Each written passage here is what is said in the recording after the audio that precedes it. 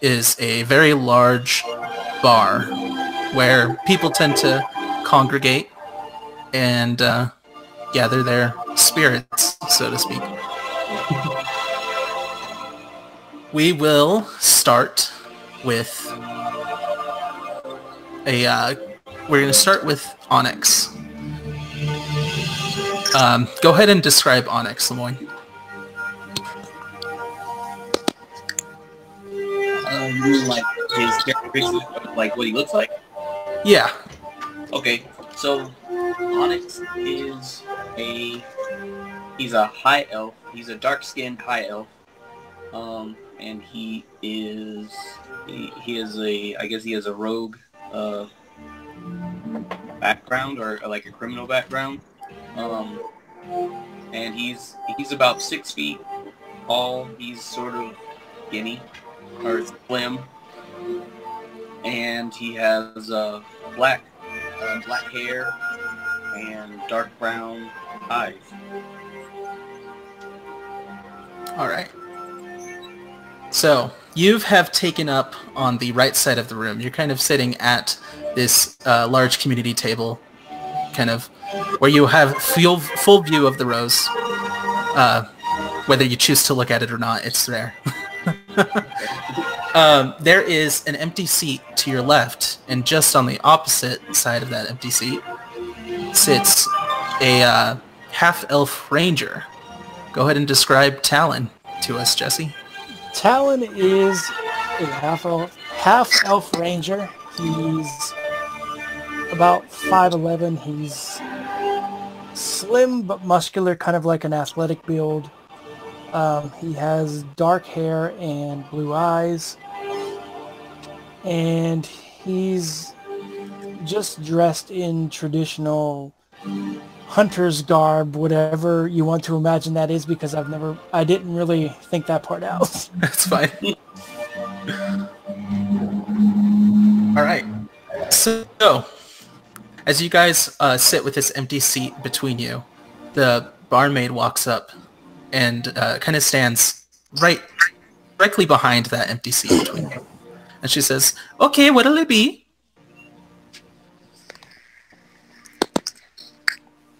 All right. So I guess I'll have a chilled ale. Okay, one chilled ale.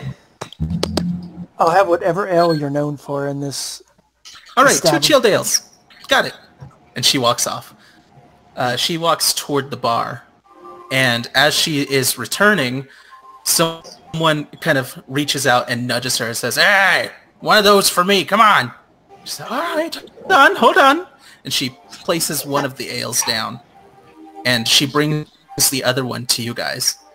Now, she stands behind that same stool. She says, "All right," and then you hear from the bar, "Ah, Mary, come quick!" And she places the drink down directly between the two of you on the bar and says, "I gotta go." And she runs off. I think we might have Mike joining now. Hey guys. Hey, Mike. I made it. Nice. Yay! So we've already gotten started, so Sweet. sit back for a minute and we'll get to you. Sure. So she's placed this ale between the two of you. What do you guys do? There's only one ale? Yep. She's only placed one between the two of you. We kind of asked for 2. Yep. Somebody stole the other one from her. Oh. So I guess we would look at each other and then look at the ale, and I guess I would, or Onyx would have, just let Talon have it. If that's what he wanted. And if not, then I would hurry up and swipe it. Talon nods to you, and, you can have it. Okay.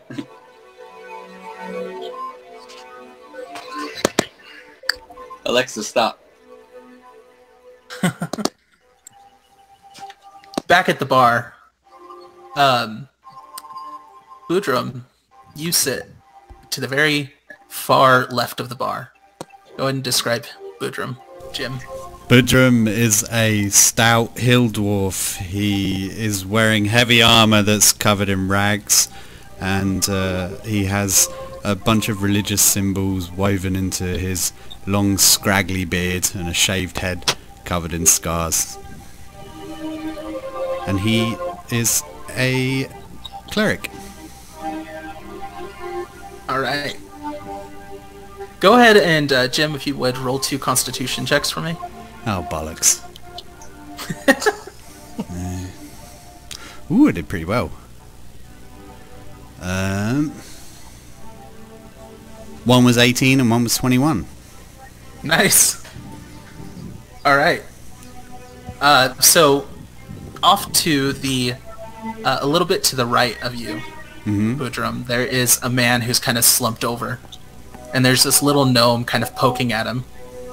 And he pokes a couple of times and says, "Mary, come quick!" And the barmaid comes running over. And as she gets there, she's like, "What? What is it? What?" And he says, "He did it again! He did it again!" And she says, "Did what?" "He drank too much again!" "Again? I've never seen this happen." "He did it again! That's all I know!" I reach over and take his ale and say, "If he's not going to drink that, then I'll have it." "That'll be 6 copper." What? He's not even... He's spat in it. This ale's no good to anyone else, is it? You're just going to throw it away. "Who do you think you are?" Oh, for fuck's sake, have the ale. Puts it back on the bar.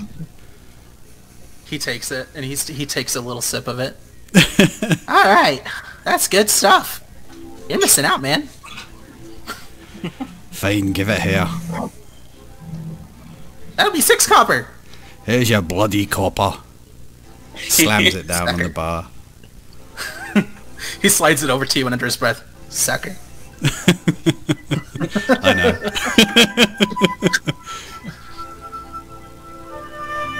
As you are sitting there drinking your ale, a young man walks in to the tavern, and he makes his way toward the bar. Go ahead and describe Griffin, Mike. Sure. So he is a half-elf. Looks sort of unremarkable, actually. Just kind of simple traveling clothes. There is leather armor kind of tucked under there, but it's almost intentional to not stick out, if that makes sense. But it looks like he's been on the road for a bit, and yeah, he just comes walking in, about shoulder length, brown hair, and he's just kind of casing the whole room as he's walking through, just looking around, kind of taking everything in. All right. As you approach the bar, the bartender looks over in your direction, and he's like, "All right, what'll it be, stranger?" Kind of glances around. I'll have an ale, please. All right, everybody wants ale. I know what you want. You want our special floral ale. We're known for it here. What kind of flowers in it? He kind of hops down and walks over and taps a keg. And he walks back with a full glass of it. And he puts a little blossom on top. And it looks like a black blossom. He says, I think it's... I don't know. I don't know, man. I don't work here. He slides it your way. He picks it up and just downs like the whole thing and sets it down. He says, "I'll take 2. All right. He hops back down. He goes and does it again, and this time he throws an orange on it. He says, "I made it special." Just kind of give him like a sideways kind of a smirk and nod, tip the hat, and then kind of move toward the edge of the bar where he's a little bit in the corner, just so you can see the room, and just kind of watch for a minute, see what's going on in here. All right. And he says, as you start to move away, he says, "Be 3 gold." He glances down at the orange for a second, looks back at this guy, kind of shakes his head, and then Hey, reaches in and I don't make the rules. I just write them down and info. He says, "Now that I know, I'll stick with the regular ale next time, but Appreciate it. As you say that, a man bursts out from a door on the west side of the room, and he starts on his way over toward the bar. And the bartender says, "Uh-oh." And the guy walks up and says, "Gobi! Who do you think you are? Why do you think you can just push me into the store closet and leave me there? He said you needed a nap, man."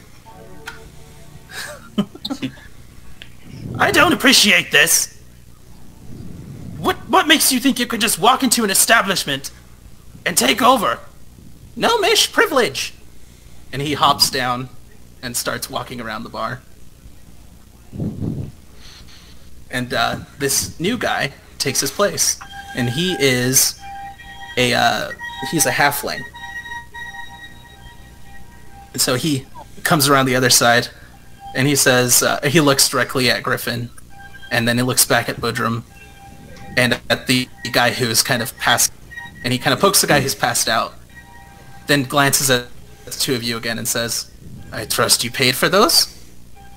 May I? I think I paid more than my fair share, I think. May I grab the little gnome and try an intimidation check to get my money back? You can. You can try. I let me just check my intimidation. Non-existent. Okay, so as he's doing that though, I'm gonna like walk up kind of behind his shoulder, just to like try to look imposing behind him. ooh, do I get Just advantage? now it's 2 against a gnome, so maybe that'll matter. Should I roll regular or? Go ahead and roll intimidation. Oh no, it's a 7. And do it with advantage. With advantage? Yeah, it's a 7. So I grab him, and as I start to say, "You're going to give me that fucking money back," something catches in my throat, and I start... And as you're holding this gnome aloft, he says, "Help! Help! I'm being shaken down!" I'll let him go. As he falls down, he kind of lands on his butt. And is just looking up at you with his big eyes. I'm gonna say, what's your name, gnome? The nerve of some... I'm Gobi! Gobi. Fair enough. I'm gonna let it go this time, but the next time, I'm getting more than that 3 gold back. Hey, your name might be Gobi now, but it'll be fucking Deddy next time.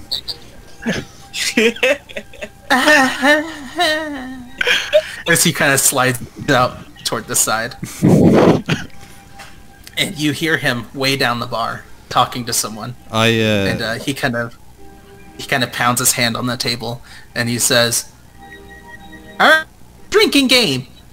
I win, you buy everybody in here a room for the night. You win, nothing happens."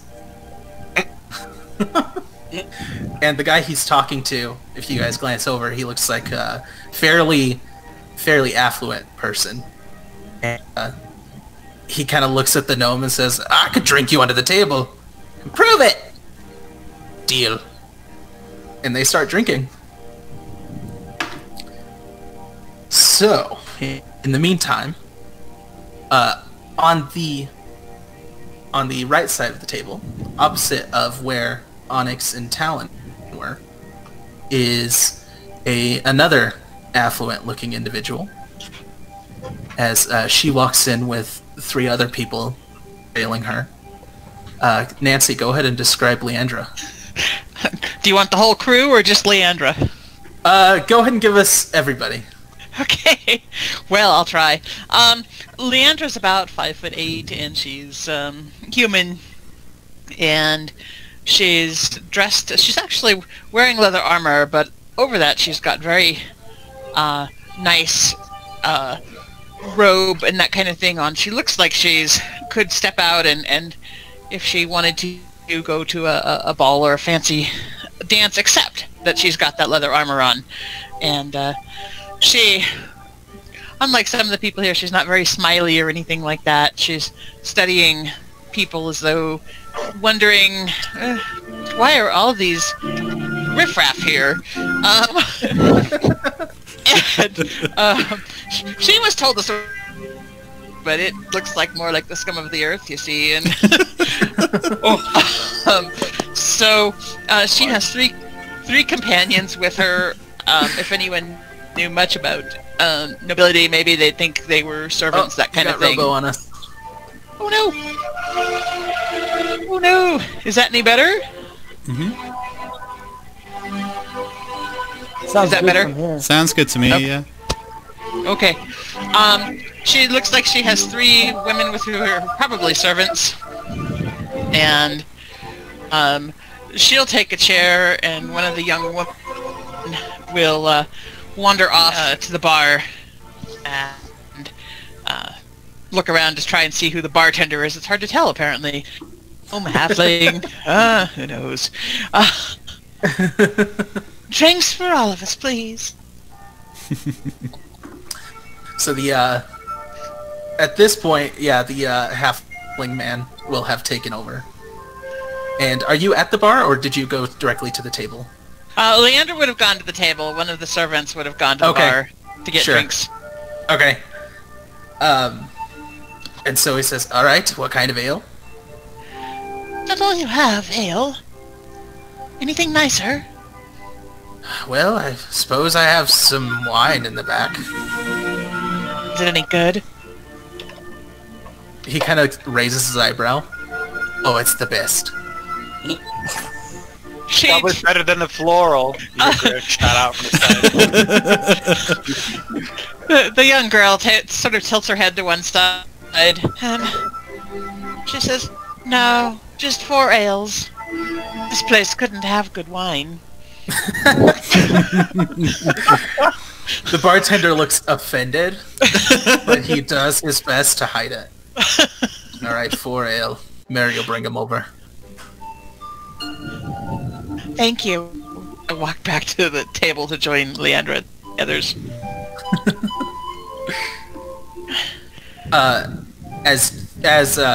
Who was the one that went over to the bar? I would say Jami did. Okay. So as she rejoins you, another young person steps up to the table, and Jess, go ahead and describe Rowan. Yay! Once I find the unmute button. Right. So, Rowan is a half-elf. Lots of half-elves in this party. Yep. Yeah. She's about 5'2". She's got leather armor on. Very short red hair. Green eyes. She's got a short bow, couple of daggers, and a rapier. That's basically what you guys can tell, probably just from looking at her. Real easy on the eyes, if you know what I mean. All right. As Mary, the barmaid, brings over the ale to Leandra and her party. Leandra, would you be sitting between all of the retainers, or would you have them all to one side?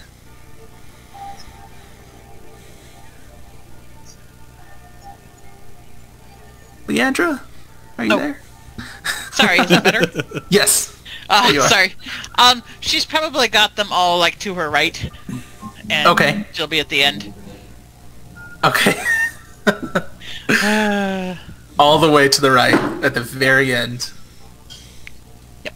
Okay.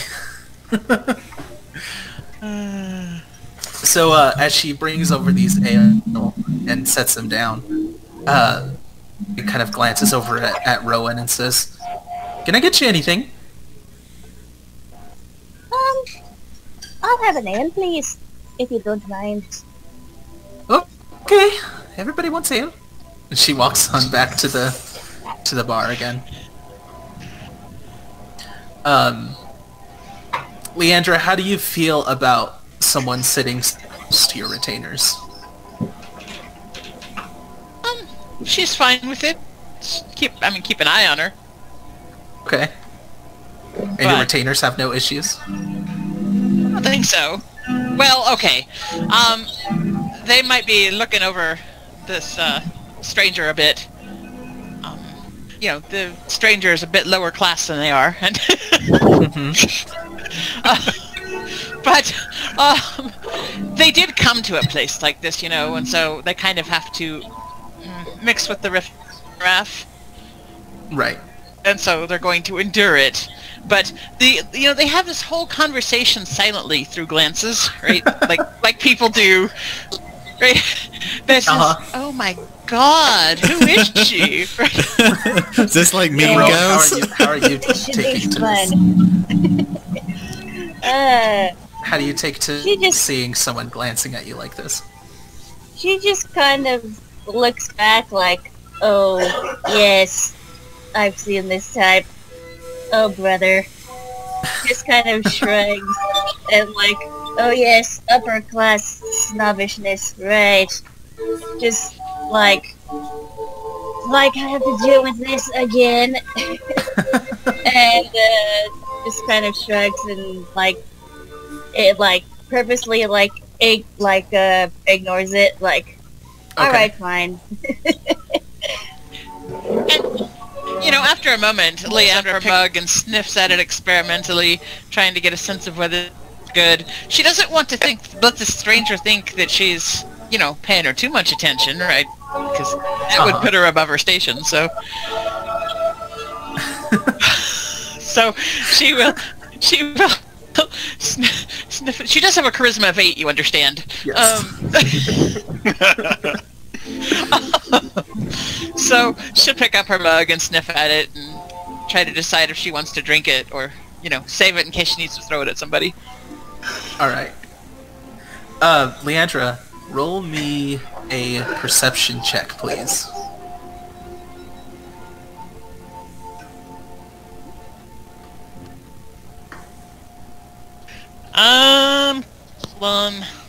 That's wisdom, yeah? Yep. 21. Alright, as you look over at Rowan, you see this wooden carving kind of peeking out of her chest area, like toward the top, as if secured as a necklace, and indeed there is a leather strap that runs around her neck that this is on. And this wood carving depicts, from what you can tell, a bird of some sort.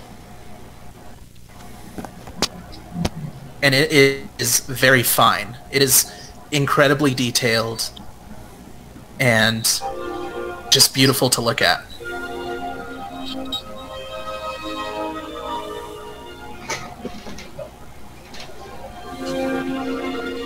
Would Leandra react to that at all?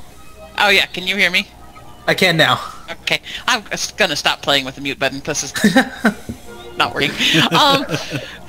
So she will, this time she'll look toward Rowan and a bit more friendly, and she says, "That's beautiful. Where'd you get it?"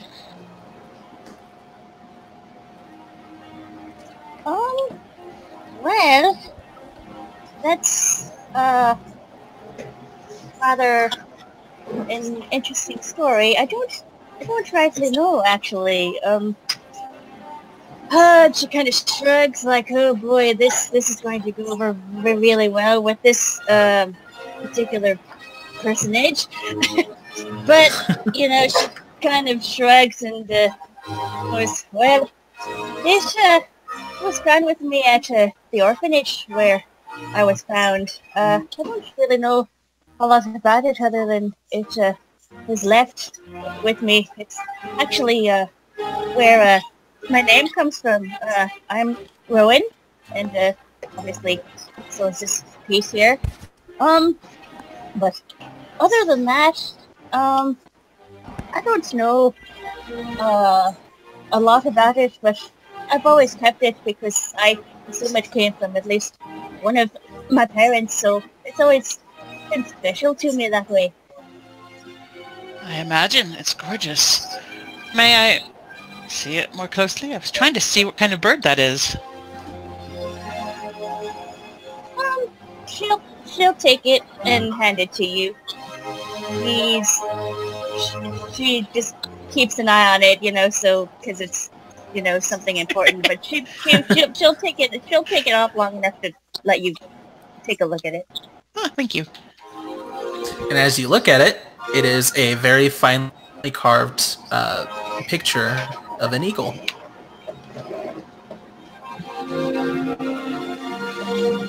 She will turn it this way and that, admiring it. Can she see anything else about it? I don't know. Something unusual? Not exactly. No? Not at this point. Okay. No. She'll hand it back and she'll say, I'm Leandra. Thank you for letting me look at it. Oh, you're welcome. She'll take it back and kind of sew it back where it was. Like, kind of gives a relieved look like, oh, this is safe again now. I feel better. As you are tucking it away, the barmaid walks up with your ale, and she places it down in front of you and says, "Oh, that's beautiful. Is that... Did you get that from the exhibit?" Exhibit? No. I've had this for quite a while, actually. What exhibit is this, though? Oh, well, there's always exhibit, and down by the water, there's the old exhibit hall. You should go check it out. It's very interesting. And she kind of pats you on the shoulder and she walks away. At this point, you walk in and kind of scanning the room, you see that there's an empty spot directly over in front of you in the center of the table.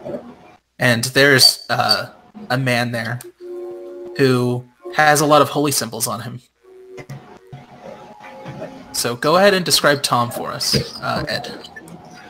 So he's a very tall, lanky human. He's got a crocodile sort of face on his chest and sort of hide armor around and more rugged traveler's clothes. And he's got like all sorts of things attached to him. Like he has a warhammer on one hip, a bear trap on the other, a longbow over his back, and he goes in and there's an empty seat beside the dwarf. Yes. So he sits down and is like, "Was a warm day out there?" Ah, yes, it was. He kind of raises his glass to you and says, "Oh, you don't have one yet. Mary!" And she walks over. "Yes, what is it?" "An ale for my friend." No, I'll just have a water. And a big block of cheese. Okay. Constipation is a thing still, you know. And she walks away. And as she is gone retrieving your stuff, he says, "Don't look like you're from around here." No, I'm here doing some research.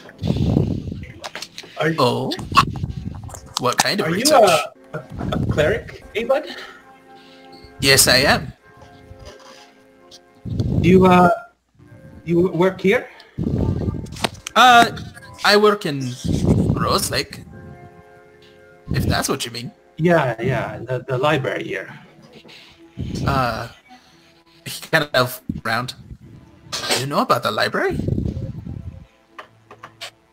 Yeah.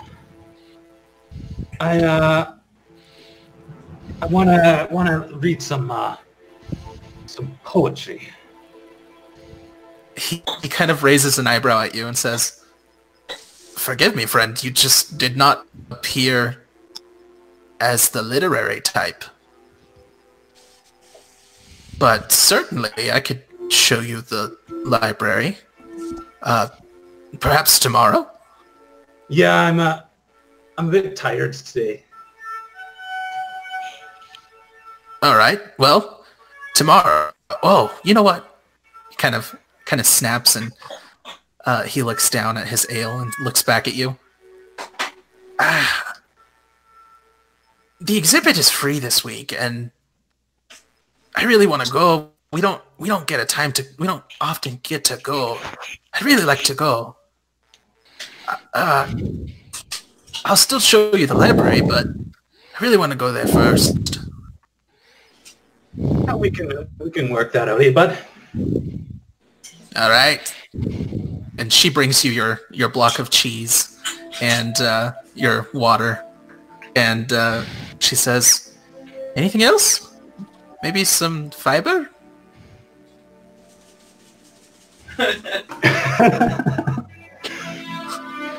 Yeah, if you're going to insist on that, I'll get a loaf of bread. Still not fiber, but okay. And she walks off. Set timer for 15 minutes. So, and she'll return with your bread and leave it there. And she's going to go back over to Onyx and Talon. And she now has Talon's mug of ale. And she'll place it down. And she says, "You guys are the quietest ones in this room. Everything all right?" Everything's fine. Everything's fine here. And she walks off again. As she returns back to the bar, Griffin, in your mind, you hear, "Get that, darling. The holy folk just drinking their lives away." He kind of glances over toward them, having them be kind of specifically targeted. Because he's kind of been waiting for something specific, I guess. Some kind of a sign, I guess you could say. So he's not being obvious about it, but he's definitely paying more attention. And I think he's probably going to try to move a little bit closer. And actually, on the way, is that gnome still at the bar? He is all the way at the opposite end, and he's in the middle of the drinking game. Okay. And maybe as discreetly as I can, wander over that way. I'm going to try to get my gold back. Okay. See how this goes. He's already a few drinks in, so we'll see. If there's any left, yeah. So question, does Hangouts have a way to roll? It does not. Shoot. Okay. I'll use my phone. All right. For now.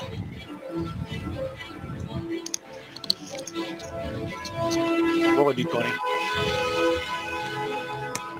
11, that's a 14.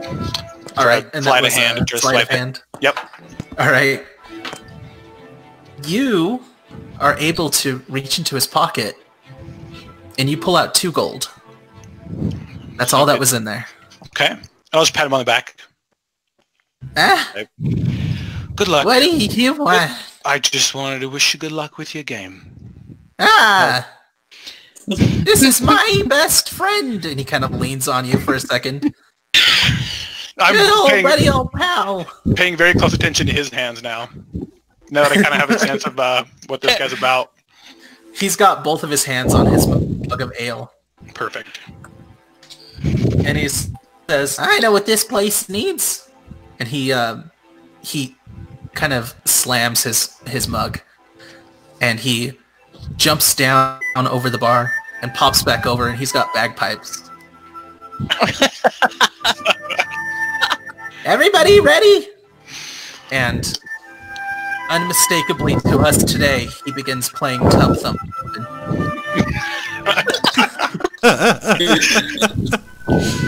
You all know the words. I get knocked down, and I get up again. And he keeps playing.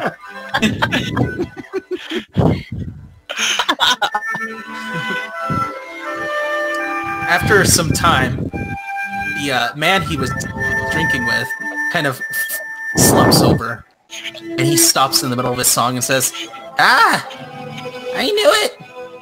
Free rooms for everyone!" And everybody starts to cheer. Yay! So, everybody who's here, you have a free room for the night. Hey. And Mary kind of walked around with these keys to these rooms. Awesome. Nice. So, as the night passes, you all finish your ale and your cheese and bread. Oh, by the way, And- Eric, Jami will have muttered to Leandra, and probably loud enough for Rowan to hear, Uh-huh. bugs come free too. Oh.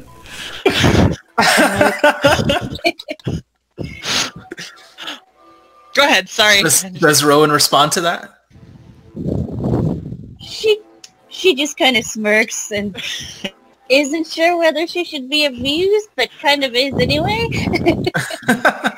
and begrudgingly thinks that maybe this particular group of, wealthy people isn't going to be so bad after all.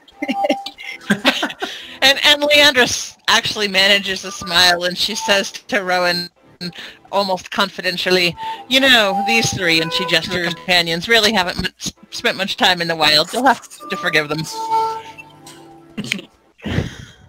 No harm done. A bit amusing, really. And then Leandra will say to Jami, as she hands her the key, go upstairs and make sure everything's all right. And so the servants will wander off. Okay.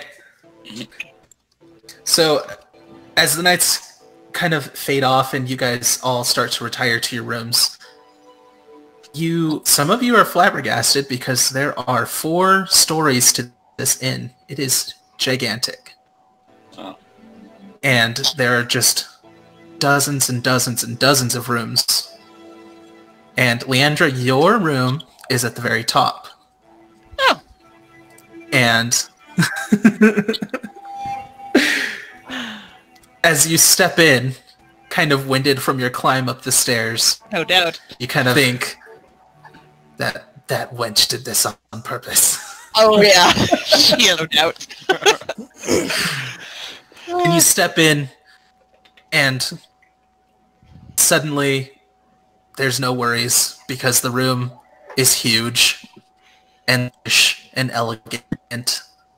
There are these everything that is cloth is made of silk, and it's very fine and very soft.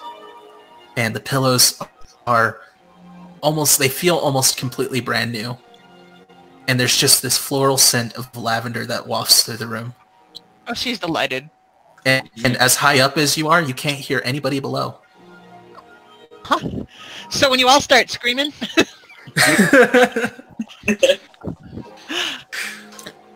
For the rest of you, your rooms are all on the 3rd floor and below. Oh, wow. And if you guys knew what Leandra was saying, you guys would all be thinking that wench did this on purpose. The nobles get all the luck. In comparison, your rooms are still quite nice. They're still very lavish. They're just not lacy. And they don't smell as nice. But you got the room for free, and you could imagine paying a few silver pieces for this room.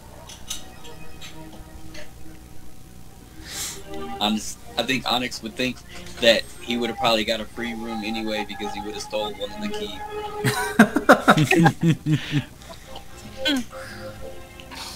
So, anybody have anything they want to do before going to sleep? Leandra will just... Oh, sorry. Oh, go ahead. Leandra will just have Jami go downstairs, and she will say to her, since you were the one who was so rude earlier, and she will send her down to make sure that there are baths ready for them in the morning, and there'll be a little bit of money for the barmaid or whoever sets that up. Okay. So that they have the hot baths first. Yes, and she will Mary will gratefully take the money, the gold coins, and she will bow her head deeply. Oh, thank you, thank you. Yes, I will have the baths ready. Anybody else? Talon's gonna tip the barmaid for actually remembering his ale. Okay. And she'll take it from you and say, "Oh, thank you very much. You're so kind. I apologize for the late delivery. So busy, you know?" Yep. "Oh, thank you." And she again bows and walks away. And then Onyx will go to his room and then sort of have a look around and then check the window to make sure that it's easy to get open. Yep. You need to spring out and, leave. Okay. Yep, and your room you can definitely open it. You're on the 3rd floor, so you're kind of imagining trying to climb down. Yeah. And as you kind of look left and right outside, you think, I can probably do this. Probably. Are you going to leave the window open, or are you shutting it? I would probably leave it shut. Okay. As you start to drift off to sleep, Onyx, you swear you keep hearing this tapping sound on your window. That's creepy.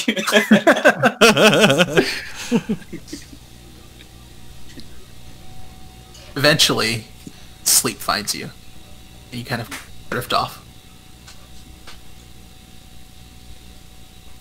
So, we will into the morning. How's everybody doing? Good. Anybody need a break? Good. I'm good. Good. Yeah. Cool. All right.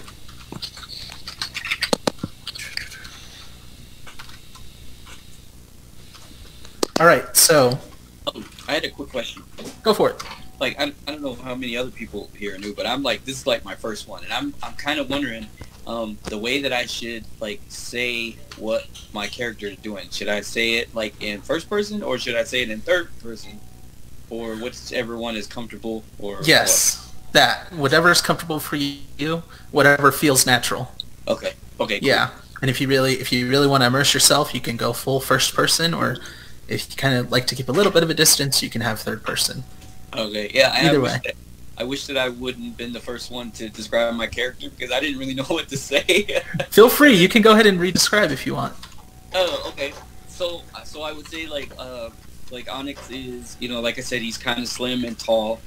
He does have leather armor on, and he is dressed in sort of like in all black with like the clothes that he's wearing is sort of ragged, I guess, sort of like traveler's clothes, nothing special or anything like that. But he does have a crossbow, a hand crossbow on his back, and on his left hip he has a rapier inside of a sheath. And then on his chest he has sort of like 2 cross sheaths that hold 2 daggers. So I guess that's about it. I can imagine Leandra's retainers are just like, these people don't even have the nerve, don't even have the decency to put their weapons away. That's right. What are we doing I should here? add Go ahead. I guess I should add that Talon has leather armor. He has a bow strapped to his back, and that's all you guys can see. All right. Ooh. I also, I imagine Talon is a little bit dirty. He's had a long working He is. He's dirty from hunting those bears. His armor and his traveling clothes may be flecked with blood and dirt and God knows what else. I have a question for the gentlemen in the party. Who has the highest charisma? Definitely not me. Definitely not me. Mine's a 12. I think I'm I'm an 8. 17 for me. Yeah, the you win. warlock. Who is that? That's Mike. Mike. Okay. Yep. So your warlock is going to be dubbed McDreamy.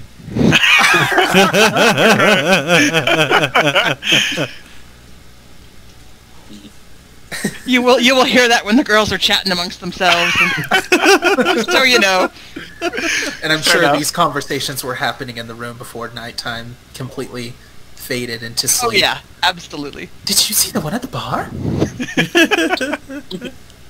Oh my gosh, she's probably in trouble, but it would be worth it. It would. And if you don't want him, leave him for me, okay?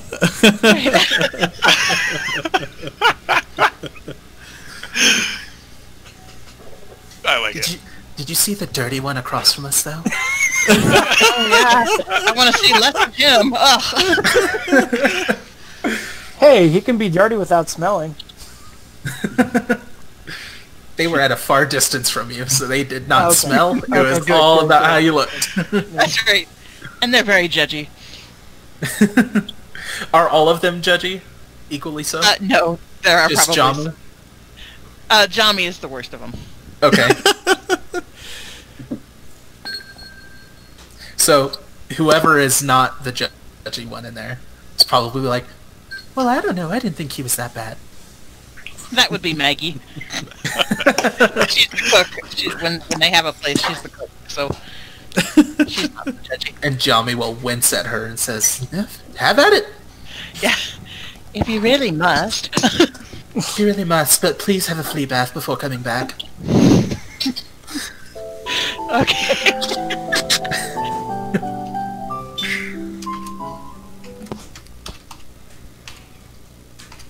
Oh. Well, if it'll work.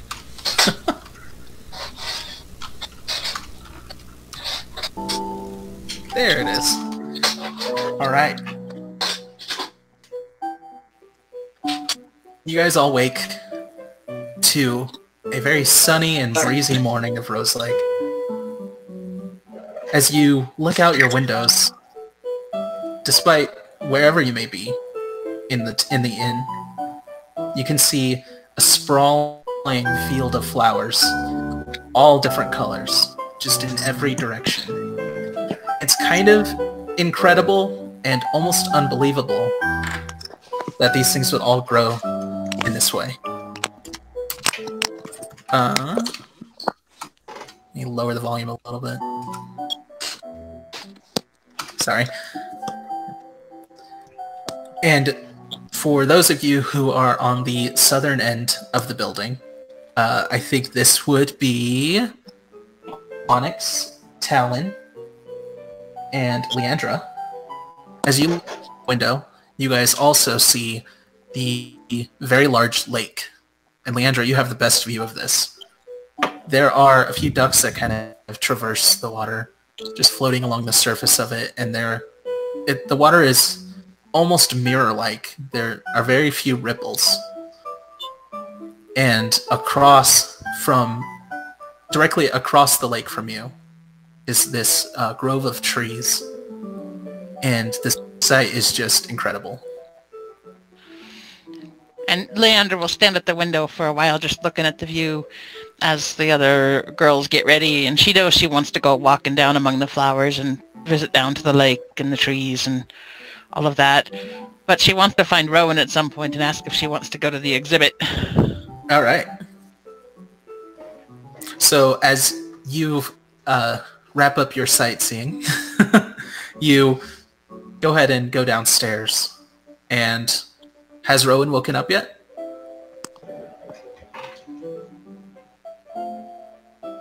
Jessica? Are you there? Yep.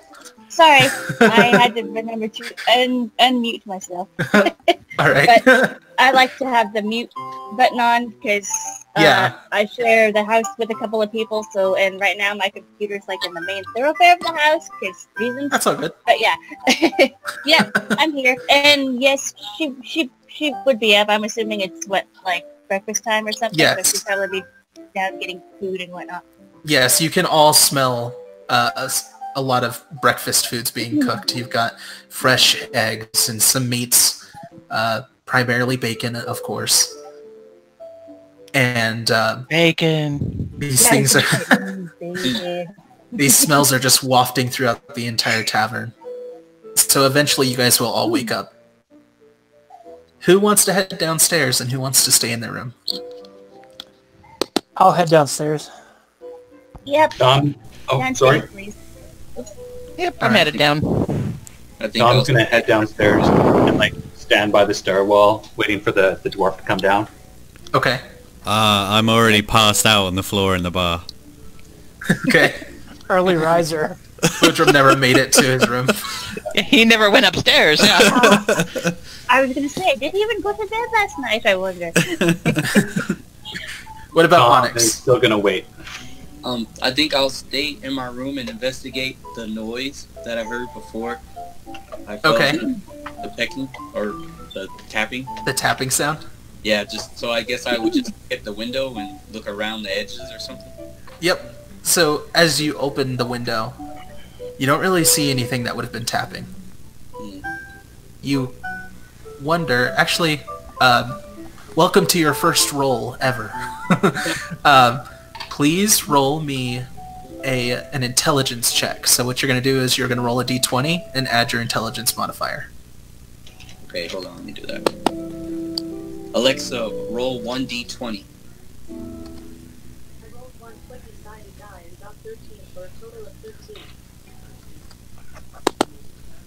Okay, so I rolled a 13, Mm-hmm. and then I add. Your intelligence modifier. So I got a 16. All right. As you kind of inspect the edges of your window, you kind of can't find any reasonable reason as to why this window is making that sound. And you're high enough up that you don't believe anybody would have climbed up. Though there's still a little bit of a nagging thought in your mind that maybe somebody did. But if they did, why didn't they come in? Right. So you chalk it up to paranoia. You freaked yourself out. And nobody has to know. Okay. Alright. So, after investigating your window, are you headed down? Yeah, I'd head upstairs. Alright. So, Mike? Is Griffin downstairs? Yep, he's Alright. down there. Once he starts hearing life and smelling food, he'll make his way down there. Okay. So everybody's gonna stop and have breakfast, I assume, except for Tom, who's waiting for the dwarf.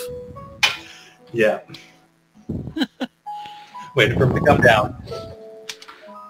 Alright. So, eventually he will come down the stairs. A little bit later, everybody at the table is already starting to eat. I'm on the floor of the bar. He's already downstairs. Yeah, I'm already. I never made it to my room. Right. In fact, Just step away real quick, I'll be right back. Okay. Maggie, who is Leandra's cook, will go over to the dwarf because she never gets to talk to her or look at dwarves real close. And while she's doing that, looking down at him, she'll pull a ribbon out of her pocket, and in this case, she'll tie it around his wrist. It's a blue ribbon. It's all dainty and that, and she'll try to tie it around his wrist. As Budrum wakes up, smelling bacon, and sees the ribbon on his wrist, he growls and says, "Who dared make me pretty? I'll kill you." and Maggie scurries back to the table. As Griff walks by her table, he's gonna lean down and go, "You know, I heard they eat rocks." And I'll just keep on walking. Maggie will look askance at him, and he'll hear her say, "Really?" He just smiles and walks off. Is Maggie interested in McDreamy? Oh yeah, absolutely. Okay. So Jami's gonna look over at you and kind of scoff. Talk to you first? Well, if you'd get your nose out of the air, he might have talked to you. You know, he's still waking up. Maybe that's it. Just gotta clear his eyes for a bit, that's all. You keep telling yourself that. It's all right. Oh, darling, there's something wrong with your hair. You should really go fix it. I'm good, thanks. He did talk to me first, after all. As these women keep squabbling, Tom, you are still waiting by the stairs for a different dwarf, not Budrum, but the other Oh, cleric. okay. Sorry, I got confused there. Yeah. I thought, Oh, sorry. yeah. You are waiting for the other dwarf that you were speaking to the night before to come downstairs. Is that right? Yes. Yeah. Okay. So he will come down the stairs, and he's a little wobbly. He drank a lot the night before. And he kind of looks at you and says, "Oh, that's right. Well, we might as well have some food first, right?" Right. He kind of makes his way over to the table and pats a seat next to him. Tom sits down. All right. Gets, Eventually, Mary will bring over some breakfast for you guys. Do you have any objections? She definitely brings you some more cheese and bread, and then she kind of shyly slides in a little plate of it. Like, do you want this? Yeah, he'll take it. Yeah. Okay. Yeah. All right. So, Budrum, are you off the ground yet? Or are you still? Yeah, sitting there? he's up looking for breakfast now. Okay. Golby walks up to you. You're looking pretty. Did you do this to me? I'll kill you. He tries to grab Gobby. Okay. Make a dexterity check. Okay. And I will make a dex save. 18. Ooh. I also got 18. Oh! Alright.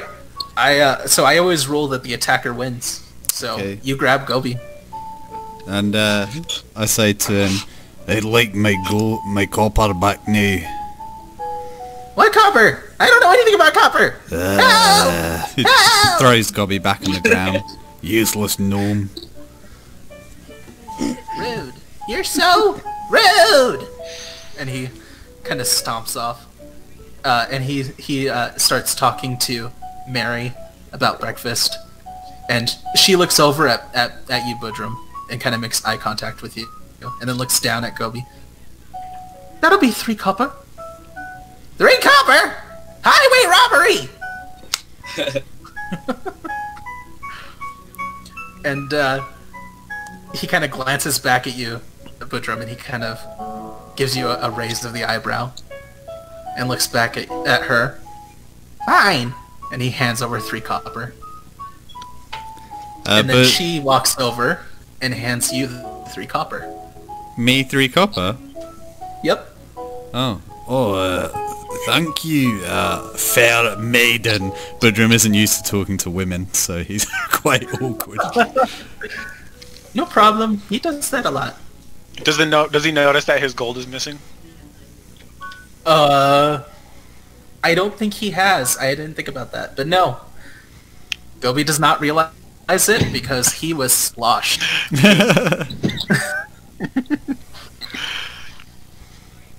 Alright. So, Rowan and Leandra, you guys are sitting near each other again.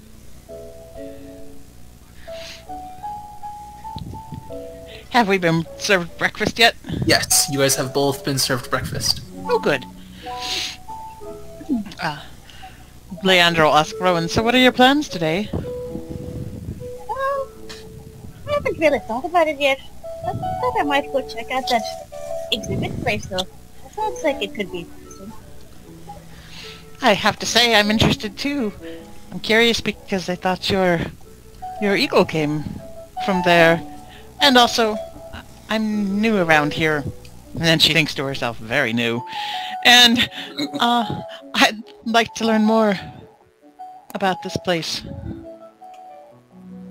I'm new as well. It is interesting that her first thought was that it came from there, so I'd like to go see what other kind of things they've got, and Sounds like an interesting way to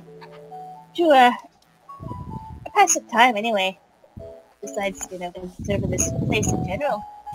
Nice place this is. Want some company? Aye, sure. I wouldn't be opposed to some company. Oh, good. We can maybe send the girls away because they've been talking about McDreamy all morning, so... And she'll sarcastic glance at Griff. Ah, yes. They always do like to gossip about the fine-looking ones. Yeah, and he is fine-looking.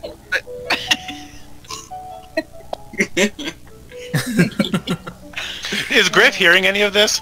Is he aware? He's welcome to. I have no problem. Yeah, I was going to say probably. Fair enough. He's trying to look like he's not paying attention then. And he most definitely probably is. He's paying attention, Blink. Griff, as you hear them talking about the exhibit, in your head you hear, "Oh, I'd really love to go see that stuff. That'd be wonderful." Okay. He's going to turn and actually walk over there. Is there an open seat at their table? Yes. It is all one big community table, so there is a spot open. Okay. He's just going to gesture at one and say, is this seat taken? No. Who is he talking to? To Rowan or to Leandra? Kind of, he's looking at both of them. Okay. Kind of everybody, all-encompassing. The three women at the end all start themselves. Yeah, and they say in a chorus, "No." So he's gonna. As far as I'm concerned. He sits down. He sets his food down. He says, I've heard about this exhibit. I heard you mention it. I've never been here. What is it? What's it involve? I'm curious." I don't know, because I've never been here either. Well, if you don't mind another, maybe tagging along. And the girls all swoon a little, and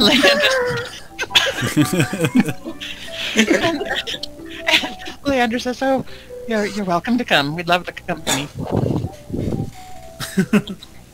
She sounds wonderful. And he picks up his drink and kind of eyes him, and takes a drink and tries to act nonchalant, like he's used to this kind of thing. All right. Awesome.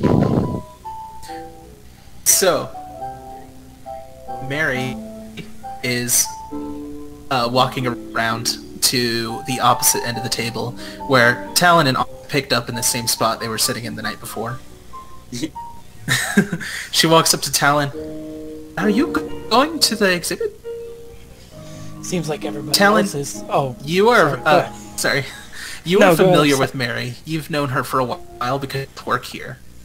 So, Okay. while you're not incredible friends, you both know you work here, and since you are here in the morning, she realizes that you don't have a shift right now, so she's asking, "Are you gonna go?" Seems like it's the popular thing to do, so I guess I will. Lucky. I wish I could go. What is the deal with it anyway? What's it an exhibit of?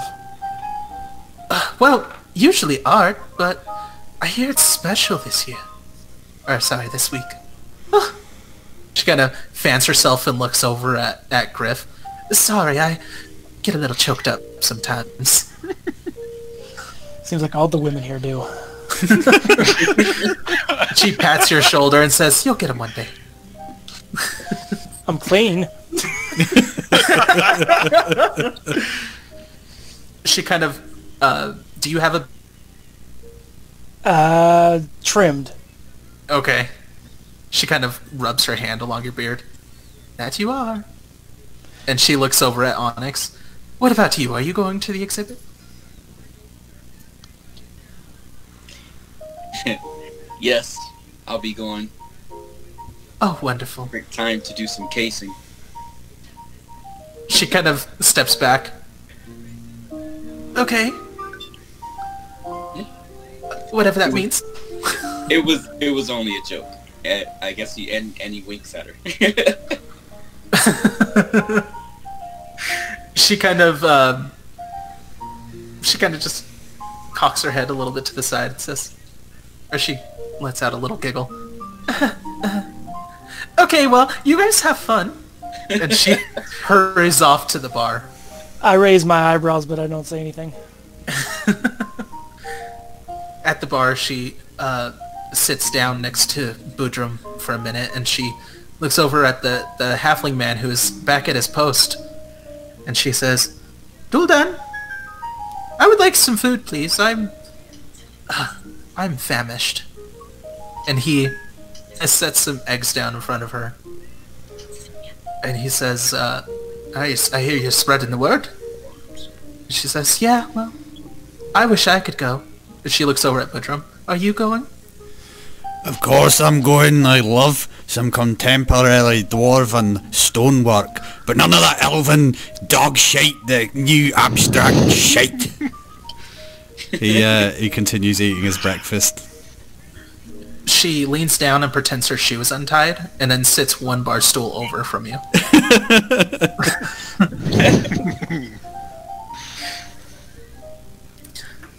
So as the morning passes and you all finish your food, I imagine you guys will start making your way off to the exhibit. Yes. Yep. All right. Sounds good. So as you all exit the tavern, there is a winding path that kind of snakes its way through the flowery fields that goes directly down to the lake. And you guys will all see that there are these two elven kids. They're very young looking, and they're just kind of running around, equally throwing things at each other and, picking flowers and shoving them in each other's faces. And just doing kid shit. They both look very similar to one another. There's a boy and a girl, and the boy looks a little bit older than the girl, but not by much. And let's see, who would pay any attention to these kids? Who is likely to pay attention to them? Griff would probably give him a glance, but he's not gonna, spend a lot of time checking them out. He just notice and then kind of go on. Boudrum smiles. Okay. Leander smiles too. Talon kind of looks at them some and pays a little more attention than the rest. All right. Yeah. I just kind of glance at him and go, "Oh, kids playing, right?" but nothing like unusual sticks out or anything as far as casual glancing. I wouldn't think so. So, Talon, Boudrum, and Leandra, something a little odd would stick out. The boy's the only one laughing. The girl is smiling and looks like she's having a good time, but she's not laughing. So, can I roll a perception check? Yeah. Okay.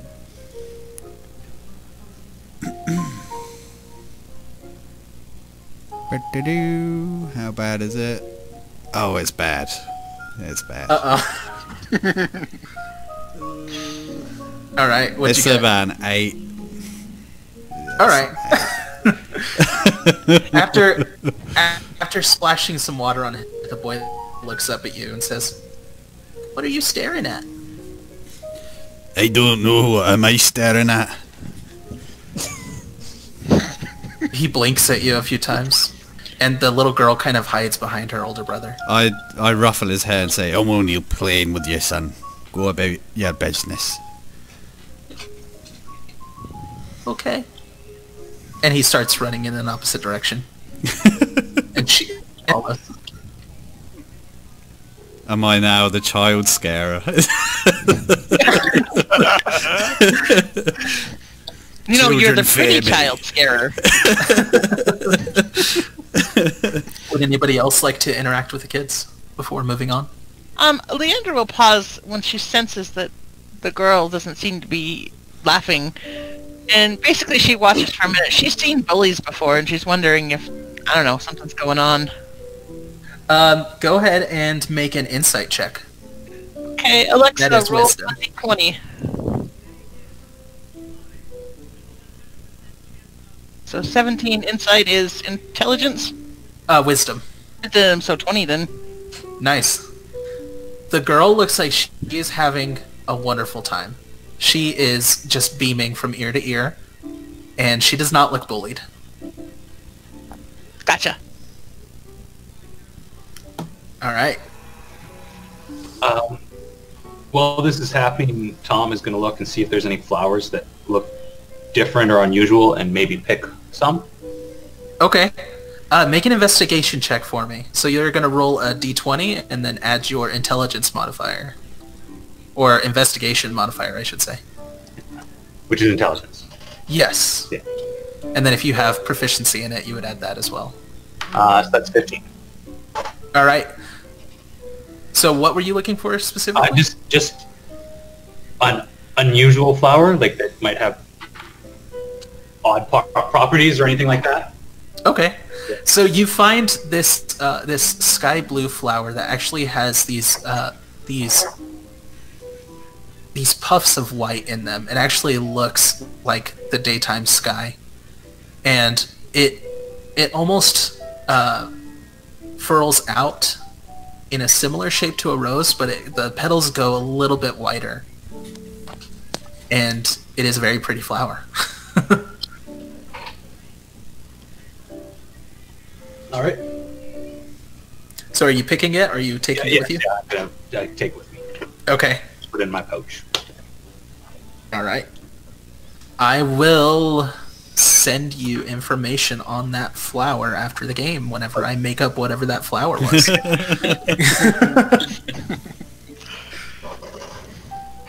Okay. Anybody else want to do anything before entering the exhibit? Yeah, I think at seeing the little boy splash his sister with the water, Onyx would definitely, take notice, since he, kind of like a trickster too. Uh-huh. So I guess he would, ruffle the boy's hair and, maybe toss him a gold and tell him, "Good one." He'll catch it, and he smiles back at you and says, "Thanks!" And again, the little girl kind of hides behind him, and she kind of peeks out around him toward you. Are you going to the exhibit? Yep, on the way right now. It's creepy.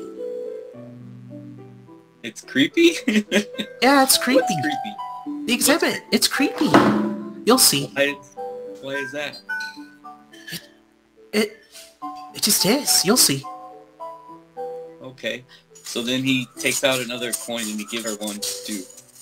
And tells she will tentatively reach out for it. And as you drop it in her hand, the little boy looks at you again and says, "Thank you." And I guess he would say, "You're welcome." And wave. Okay. And they go about their business. Just playing again. I think inside his head he would be thinking of how, nice it is to be a kid and not have to worry about the things that he had to at that age. Mm-hmm. So that's why he probably would give them, gold and stuff. All right. I'm thinking if there's something wrong with that boy. Em couldn't have brought it up for no reason.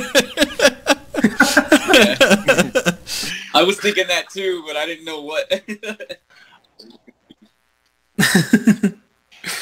All right.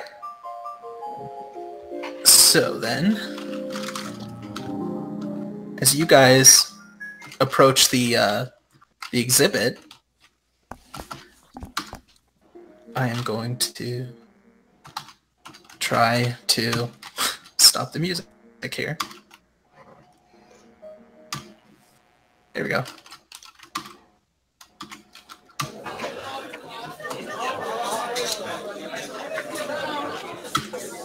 Oh.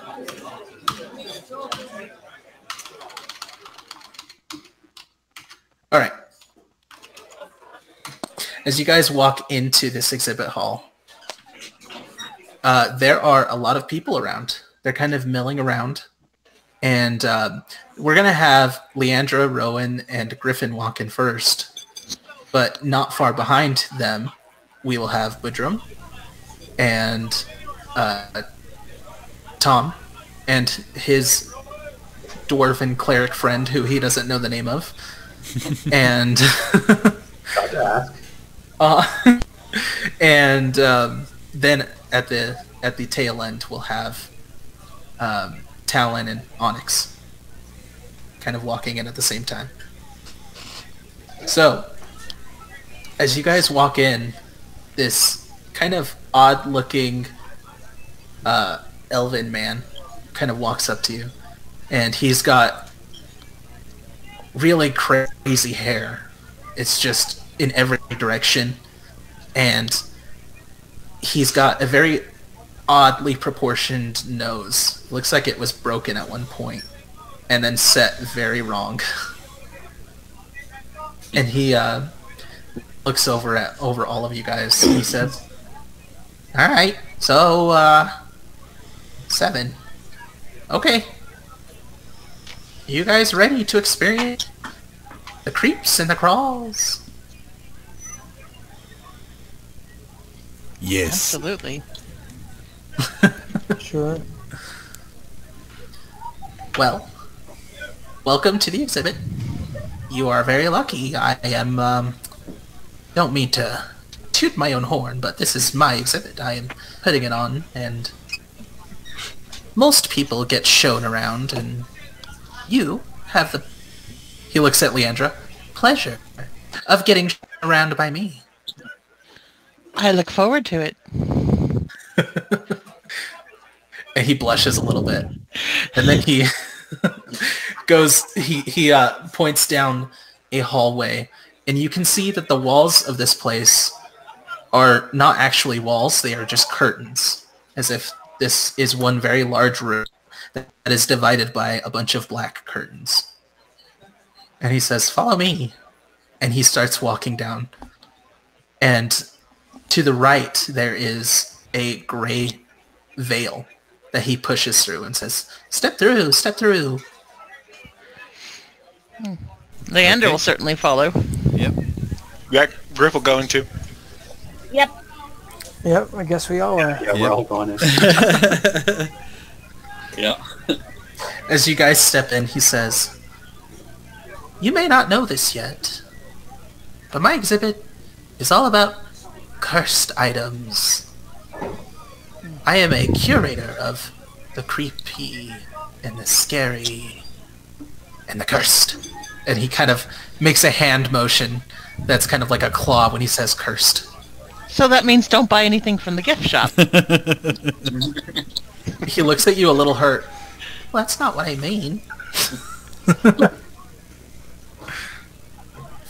For example, and he points, and there is a little kid playing with a toy.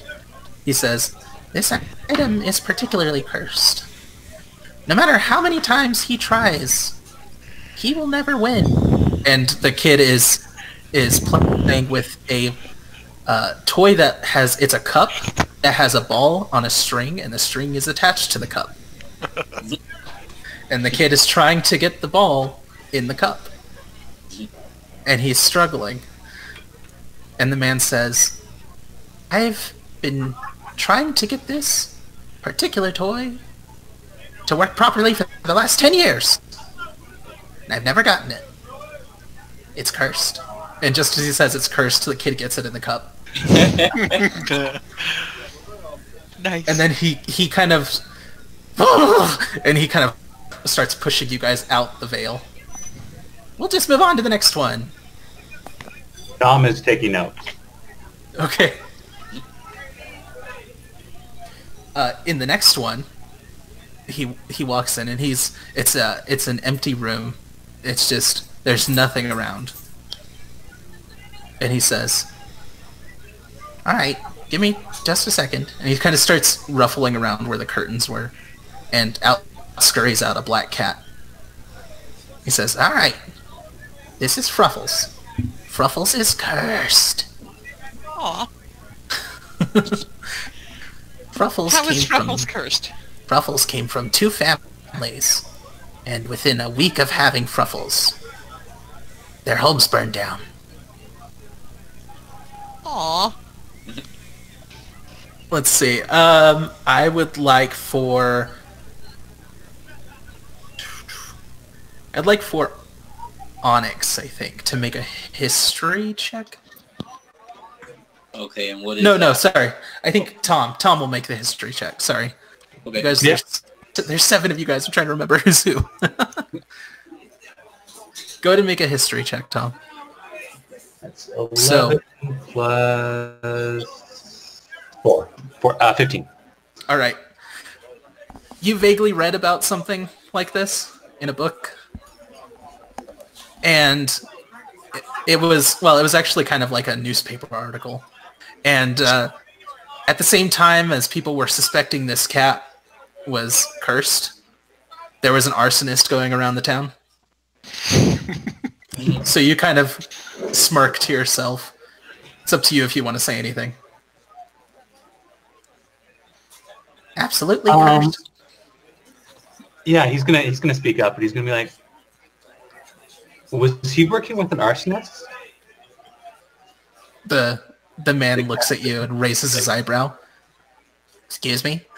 I'm wondering if the cat was maybe controlling an arsonist or working with an arsonist. Yes, he was an arsonist. That's what I said. Okay.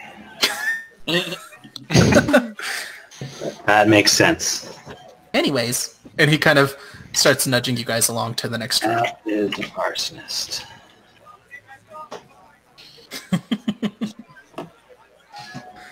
In the next room, there is a painting set up. And immediately this will catch everybody's attention. It's a very large painting. It is approximately 7 by 9 feet. And the image depicted in the painting is of a cabin in the woods. And it's very beautiful, just incredibly painted. You can see each stroke of the brush. And he says, "This painting is cursed. If you look very carefully, some say you can see someone in the window." Leandra and all the girls will step up and try to look. Okay. They are looking. So Leandra will make one check for all of them. Sure. Make an investigation check. Alexa, roll 1d20. Yeah, no, 6 total. Okay. So you don't see anything. It looks like there's just darkness behind the window. You can't really tell anything. And there's multiple windows, so you're kind of like back and forth trying to see which one he might be talking about. They will make some sort of disappointed tittering sounds and wander off to give other people a chance to look if they want to. Okay. Can I insight check this guy and see if he knows he's full of shit? Like if it's on purpose can. or... Go for it. Okay. And Roll I'll a take a D20. look when he's done. 11 plus...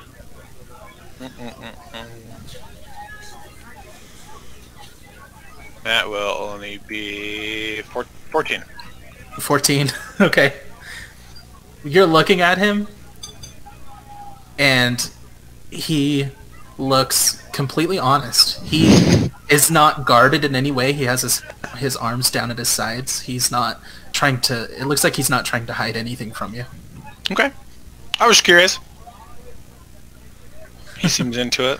I'll play along. And as I move out of the way, I'll just kind of pat him on the arm and be like, yeah, so far it's living up to all the hype.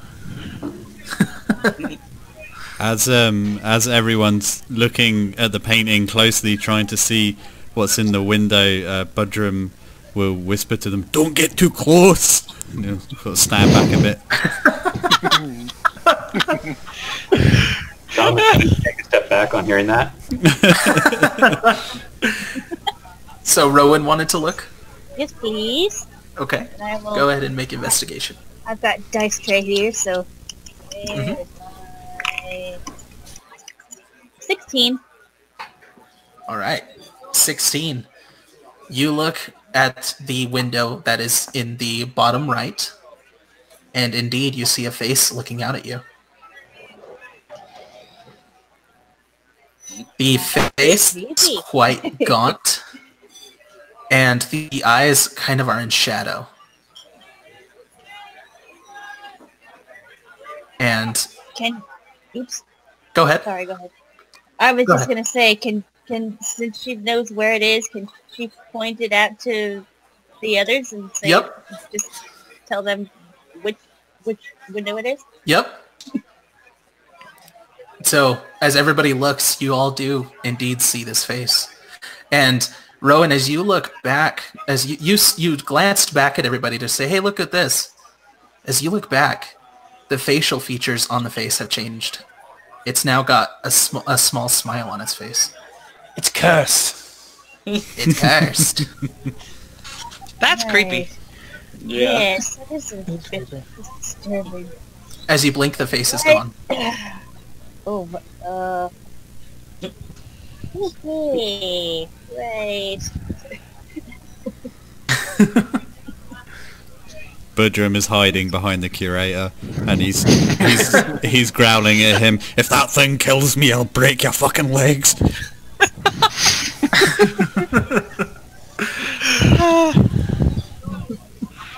Moments later, as everybody has had their chance to blink, you guys notice this time the front door of the cabin has opened. Really? Mm-hmm. In the painting, Yep. I think Onyx would think that between this and the noises that he heard last night, he might be losing grip on his sanity. Cabinet never good. The man, the curator, steps back as well and says, that's never happened before. Because of Leandra's method of arriving here, she's intrigued. Uh-huh. She'll start simply like wave a hand and like hi. Uh-huh. But then she'll reach out and touch the painting, like where the cabin door would be. Okay. Your hand finds a canvas. Interesting. May I ask the complexion of the gentleman in the picture? Completely pale from what you could tell. Skin Budrum was is almost paper white. Budrum is particularly terrified now.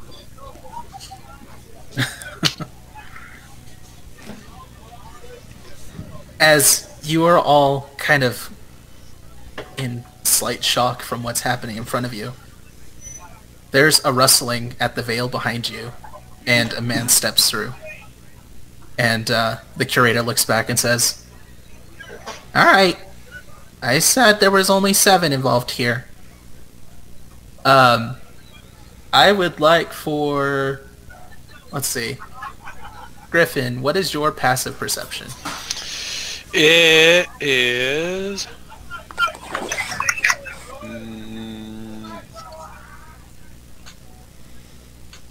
it's only 11. 11. Alright. Just had That's to be not above wisdom, 10. yeah. Yep. Just had to be above a 10. Mally steps through, Oh. and in your head, you hear, "Uh-oh, I don't like the look of this." And he kind of scans the room and notices you, but quickly looks away. Yeah, I'm doing the same thing. Okay. I turn to the says- curator and be like, so where did you get this painting? What's its story? And then like immediately kind of stop listening. I got it from a man back in Farazir, and he just kind of gave it to me one day. Said it was cursed, and I liked cursed stuff, so cursed. Why And do you as- like cursed things? He looks at you. Why wouldn't I? If I speak to the painting, will it respond? If you what? if I speak to the painting, will it respond? You can try. Budrum puffs up his chest and walks up to the painting and points at the pale-faced man on it. You, who are you? Oh, the face is gone. The face is not in the window anymore. Budrum looks shocked. Where the fuck did it go? Yeah. And at this point, the door is even more open than it was a minute ago when you guys were looking at it. You all got distracted. And at the very forefront of the painting, you see there are these very long, spindly fingers reaching around the trunk of a tree. And there's a face kind of peeking around the corner of it. And O'Malley walks up to the painting, and he kind of just punches it. So this guy who just walked into the room walks in directly up to the painting, punches it with this ring that he has on his finger. And you all immediately hear a crashing sound. It is cacophonous. It is very loud, and there is a bright light that kind of overtakes the room. As soon as the light has faded and your eyes have adjusted, a man stands in front of you that wasn't there before. He's very tall. He is wearing his skin is paper white. And there is a very stark contrast where his hairline meets his head. And he's got these piercing blue eyes as he kind of scans the room. And there's something very wrong about him, and Budrum already knows what this is. Mm-hmm. He, as you guys look at him, you notice his fingers are easily a foot long each. Wow. And he scans the room, and the curator backs up quickly. Tom is gonna pull out an arrow and get ready to pull his bow back, but not quite ready. Uh-huh. The curator kind of falls backwards through the curtains, like, oh no! Takes off. Okay. Don't worry. The man scans the room, looking at all of you. And he says, he looks at Griffin, though he's kind of looking over your shoulder a little bit. And he says, thank you, my dear. You've served your purpose.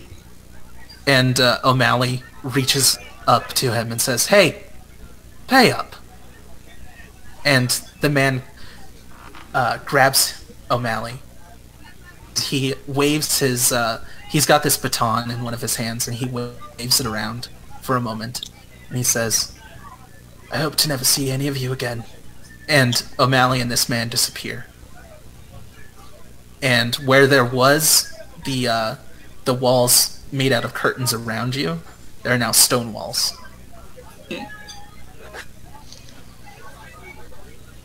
And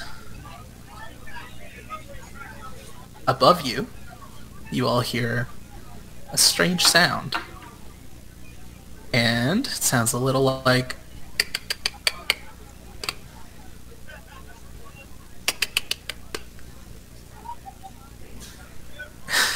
Griff's immediately just gonna step to the side and put his back against the wall, just to get out of the middle of the room. Yeah, I'm thinking, is the ceiling coming down? I'll look up. There are spider creatures on top of the ceiling. Oh. They are very large, and one of them starts to fall toward the ground. Everybody roll initiative. Okay.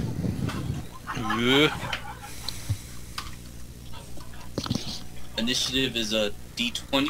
Yeah. It is a d20, then you add your initiative. I rolled a natural 20. Nice. Okay. Alexa, roll 1d20. Do you want me to track it for you? Yes, please. Yeah, okay. Just give me 1 second. 17. I'm going to ask you all again in a minute. Just remember your... Alexa, roll 1d20.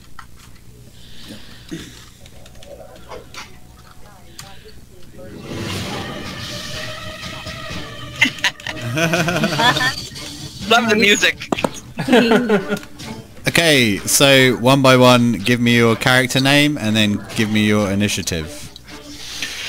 Griff rolled a natural 20 plus 1. Nice. Talon got a 17. Okay. Leandra got a 19. Okay. Tom got a 10 total.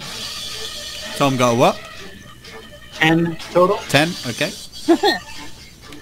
That's better than Rowan. She got an 8. I rolled a 5. Yeah. And Onyx. Onyx got an 18 plus 3, so... Ooh, 21. Nice.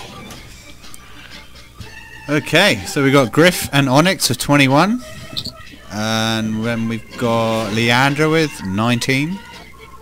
And then we've got Talon with 17. Then we've got Budrum with 4. Then we've got Tom with a 10. And Rowan with an 8. Alright. So these creatures are going to go as one. And from what you guys can see, there are 5 of them. And they are slightly different. I'll describe them in just a moment. And their initiative was an 11. Okay.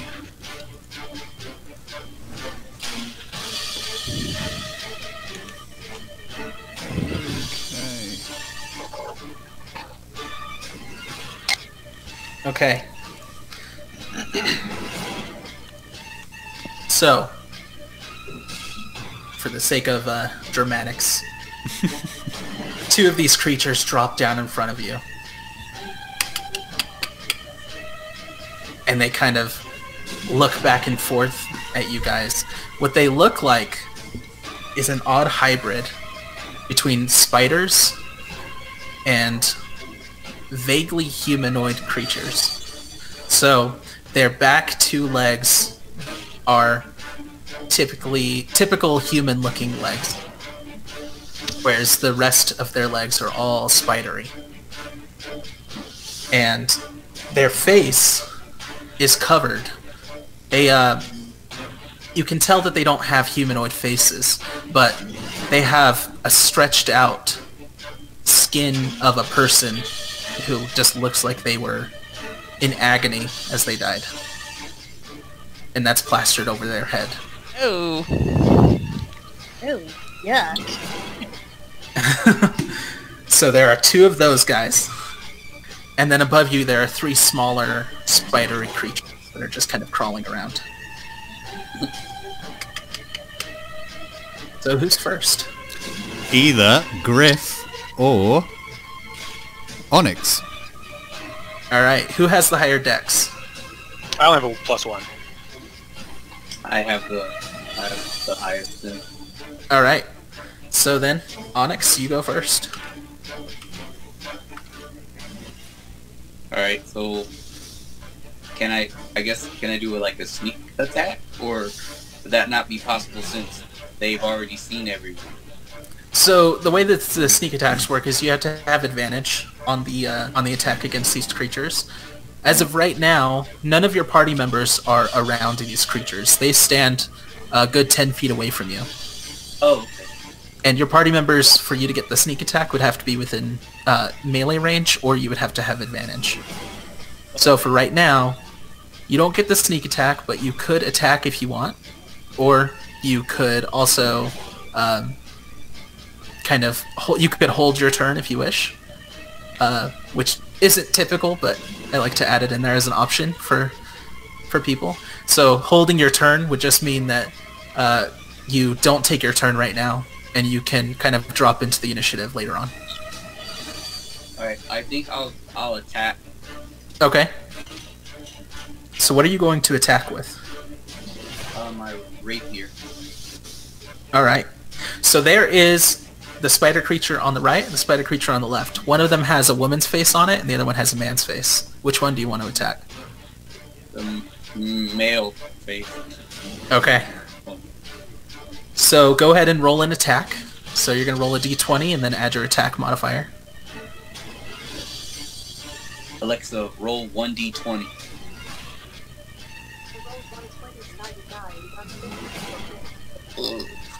Okay, so I got a 6, and then,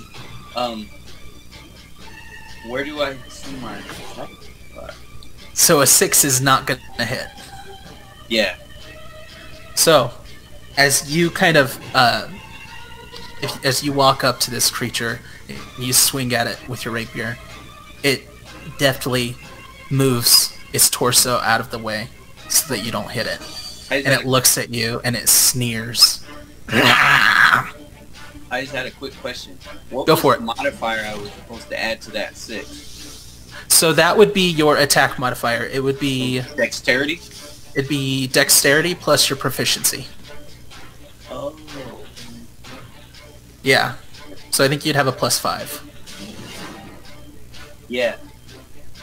Yeah. So, your attack missed. Do you want to stay there? If you move away, that creature will have the chance to get an opportunity attack on you, so he can kind of take a swipe at you. Or you could stay there. Well, if I stay there, then he'll have a chance to attack me. Yep. Anyway. Yep. All right. So I think I'll move. Okay.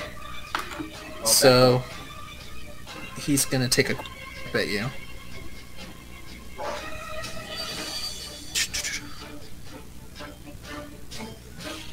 Let's see. Oh, okay. I rolled a 2, and even +5, it's not going to hit you, so... You're good. You move away, and this creature lashes out at you. As it reaches out, there's a spindly dagger that comes out of where its hand was. And it swipes. And it completely misses you. And you kind of step away. Where do you go? Are you going to stay in the front line with everybody? You're going to back against a wall? What do you want to do? I think I would sort of... you said... Did you say the male was on the left? Yep. Okay, so I think I would flank. I would try to get on the side, like where the wall is. Like, Okay. Yeah. Okay. Left.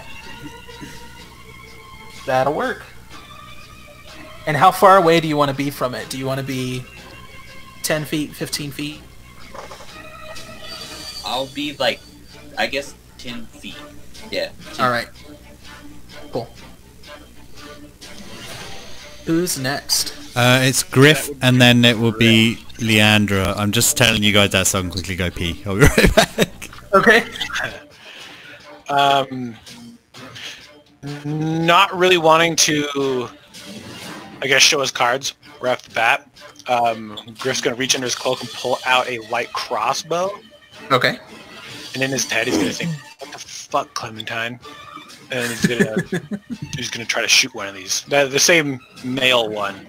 It seems a little bit angrier. Roll a d20.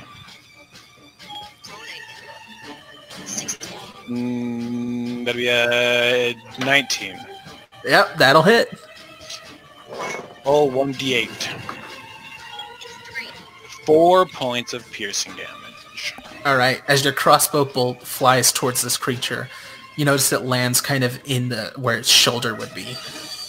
And its attention quickly turns away from Onyx, and it focuses its eyes directly on you.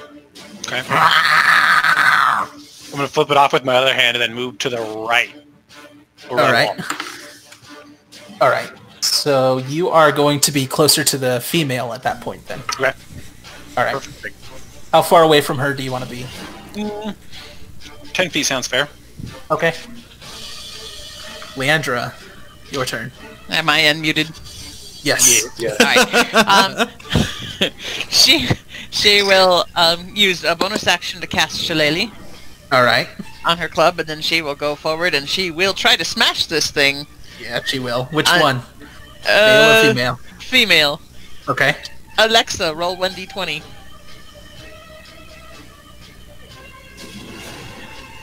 Yeah. I think Onyx cursed me because I got a 6. Alright, as you go to swing at this thing, your club flies wide, and did you say you were swinging at the... Yeah, you did. The female. At the female, yeah. Yeah. And I'll All stay right. where I'm at so that it doesn't get an attack of opportunity. Okay. So the only reaction you from her is she is looking directly at you, and you see that this spindly knife is starting to come out of her on her arm, Great. and she just clicks at you. She just glares back at her. Jim, are you back? I am. All right, It's who's Talon's next? turn. All right. Alright, I look at these spider things, shake my head, like, what the fuck are these? And I'm going to target the male with my bow. All right. Go ahead and roll a d20.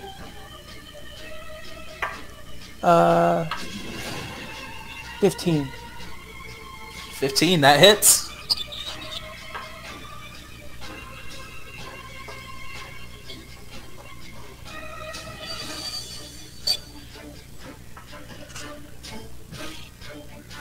The damage is 8.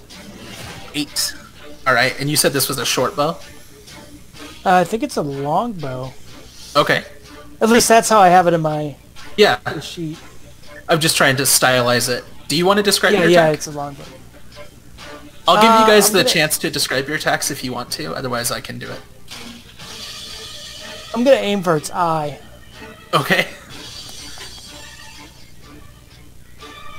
You, as you aim at its eye, what did you get? What did you say you got? 8. An 8? Oh, that was for the damage? Right. Okay, 15 for the hit. right. So as you aim at its eye, it notices you and it kind of flinches. And you kind of get it right in the cheek. And now it has this arrow sticking out of its cheek. And there's this oozy black pus coming out of the wound.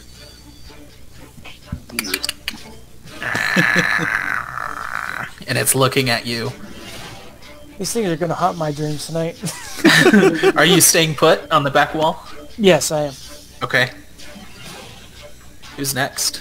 It's Budrum. What's my orientation to these two guys, spider guys? You are on the back wall next to Talon right now. And they are both directly in front of you, kind of equidistant. They're about 10 feet from you. I'm going to run straight at the female one. Okay. Okay, two quick questions. One, in your rules, do we have to declare combining a spell with an attack before we roll to hit, or can we do that after?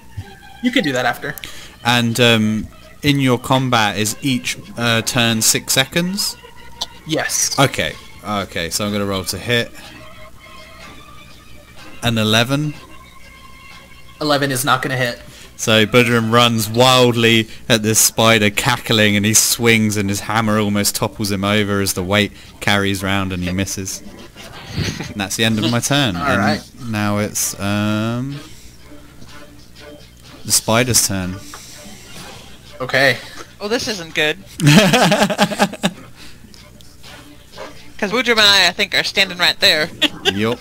So is... Well, Griff's about 5 feet further away from you guys, but yeah. Yeah. The female launches her first attacks then. And what she does... Let me just roll for attack first. Notice that the troubling word there was first attack. Multi-attack time.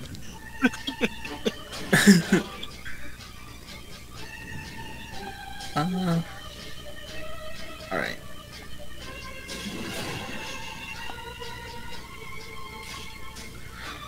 Alright, so to hit Andra... Oh, no. Did you crit on me?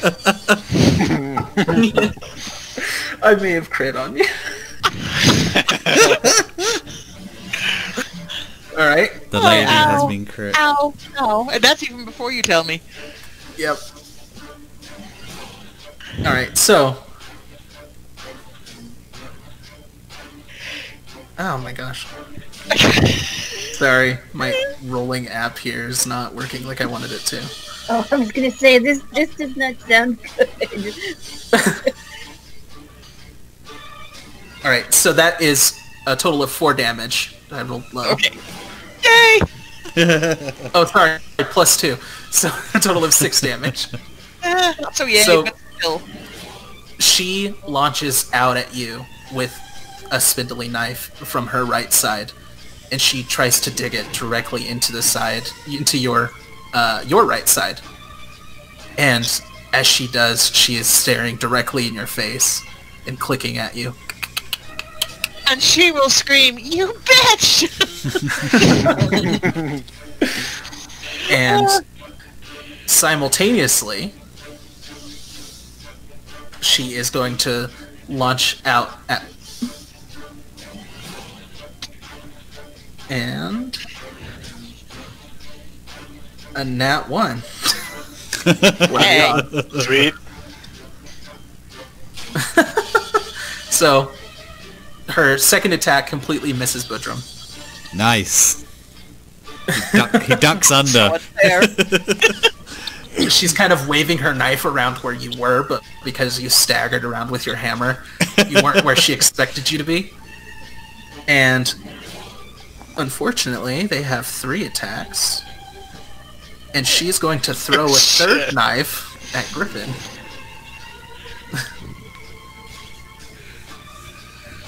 And we have... Griffin, does a 13 hit? I'm pretty sure it does. Let me double check. Yep. Alright. You take 5 points of damage. Jeez, okay. You just hear him yell, "Ow," from the side of the room. Alright.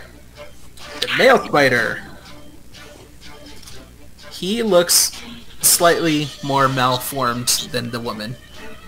And he's got a dagger that's partially out of one of his arms. Looks like it just is kind of stuck there. And he rolls. He's going to try to throw one of his daggers at Mr. Onyx. And Onyx does an 11 hit. No, my armor class is 14, so no. It won't. Nice. So the dagger sticks into the wall just above your head, and it kind of shakes as it sticks there. And he kind of jumps out the way a little bit. Shakes his head. And he he throws one more dagger. This one is going toward Budrum. And Budrum does a 12 hit. No. Alright. So Budrum's lucky. Okay. And the other guys are not acting yet, so... Who's next? Next is Tom. Okay. There's a male spider that nobody's around. Is that correct? Sorry, what was that? There's a male-faced spider that nobody's around. Onyx is 10 feet to its left, but other than that, nobody else is there. Tom is going to sort of crouching run beside the spider and take out his net and throw it over the spider and end up on the other side of the spider. Or he's going to try to throw the net over the spider. Okay. Go ahead and roll an attack for that. I think that's an attack roll. I think it counts as a ranged weapon, if I remember. We'll count it as a ranged weapon. I'll have to look this one up. But for now, we'll just count it as ranged. That's a 19 plus 5. Yeah, that's gonna hit. And it's restrained for now. Yeah. Alright. Good stuff. Alright. He's restrained. Onyx, you now have advantage on this guy. Whenever it's your turn again. So, Tom, where are you stopping? Are you going to continue running? No, I stopped on the behind him, behind the spider. Okay. Alright. Who is next? Rowan. All right. Yay! I finally get to go. This spider with the net on him, that gives me advantage too. Yes. Yes. I think. Yep. Alright, if I try and shoot, is that gonna mess up the net, or am I thinking too hard about this? No, you're fine. You would be fine to just roll. Or to... Cool. Yeah. I'm gonna try and shoot him with my short bow. Because, yeah, I'm not getting in melee range of that thing. Okay. Let's see, and I get advantage, so that would be the B. I think I'll take the 11 for a 16. All right. 16 hits. Because my other roll was a 5, so no. Yep. Let's see, my D6. That would be 7 damage. All right. So that was on the male. Cool. And did you add your sneak attack bonus as well? Whoops. No, I forgot. All right, roll another d6. Sorry about that. That's all good. This is new. That would be another... Ooh, another 4. All right. Nice. So 11 damage on that thing. Nice. This male spider is not looking good. As your bow crashes into its torso, it leaves a hole in it, and you can see that inside of its thorax, it's kind of almost hollow. There are some structures that are holding it together, but it looks like it's not structurally sound as a creature, if that makes any sense. And there is this noxious odor emanating from it now, and it is just squealing in pain at this point. And are you staying back? Yes, please. Okay. All right. And I think that's it, right? Jim, top of the order? Onyx. Alright, so since there's a net over it, then I have advantage. Yep. So I can do, I guess, the sneak attack. Okay, so Alexa, roll 1d20.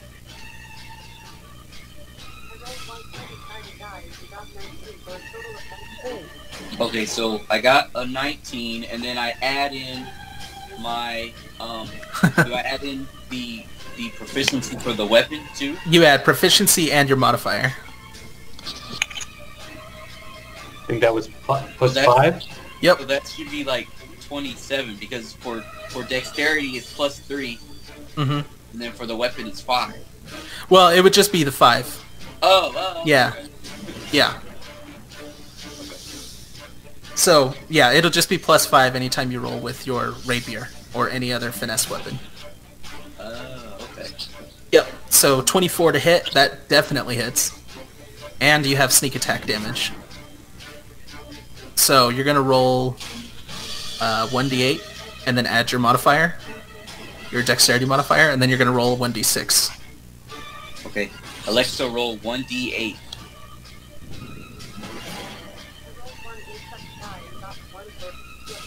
Ah, I rolled a 1. Okay. That was your d8. So add your modifier, your dex modifier. Alright, so that's 3. Alright, so 4 damage. Now roll a d6 for your sneak attack damage. Alexa, roll 1d6.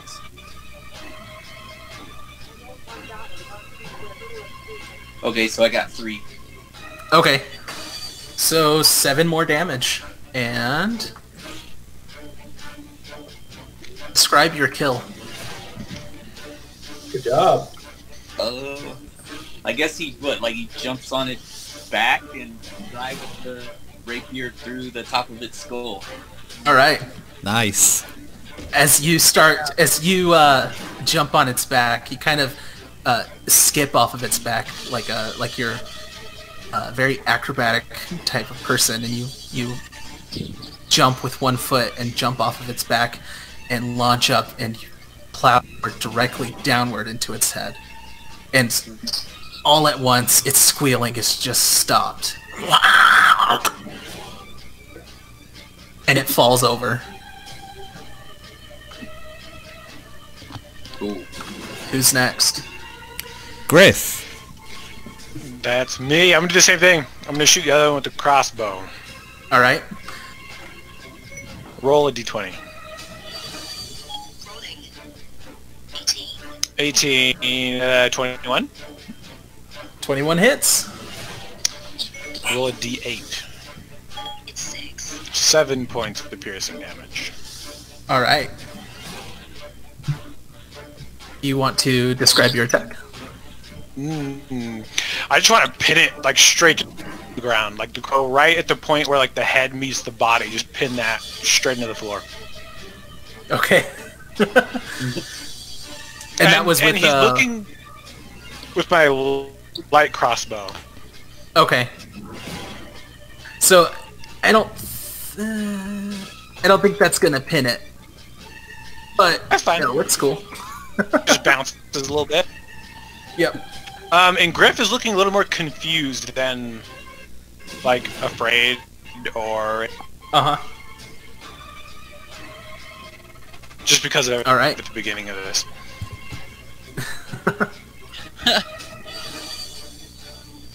All right. Who's next? Leandra.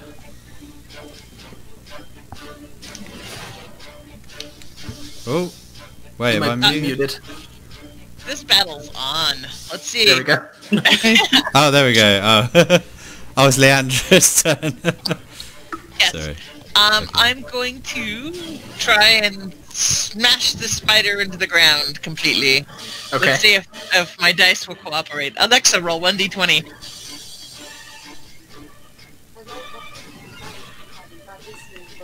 $19 plus, 2 is 21. Yeah, that hits. Alright. Alexa, roll 1d8.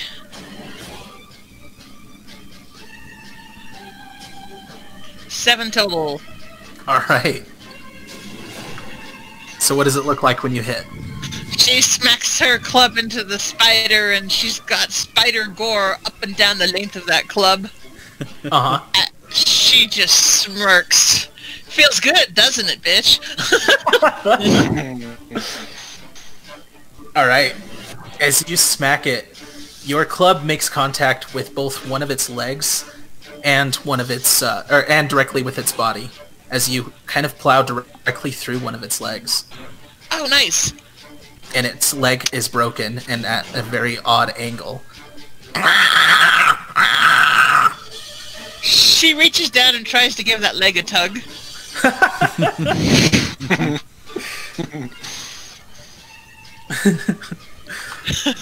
At this point, why not? Give it a tug. Give I it a want good you tug. to...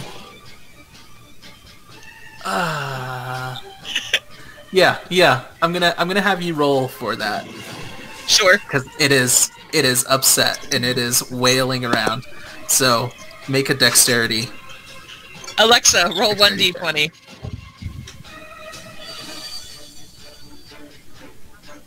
No, she got 6. Okay. So as you kind of reach down to try to do that, the leg is kind of whipped around you, and you can't quite seem to grab it. Ah, keep away. Okay. Who's next? Talon.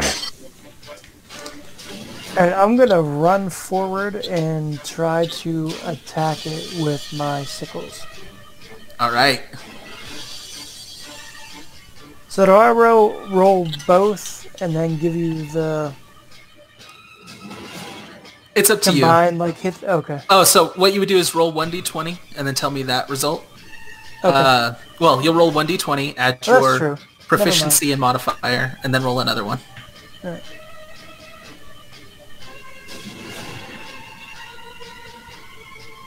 Uh, 15 Okay. and 13. 13. All right, did you add your modifiers to those? Yes. Okay. Your second one, you can't add your modifier. I think you can add your proficiency to it, though. So is it still a 13? Yeah. Okay. Yeah, because that one's your offhand, so it's... Yeah, that one doesn't get its modifier. So, the first one hits. Go ahead and roll your damage for that.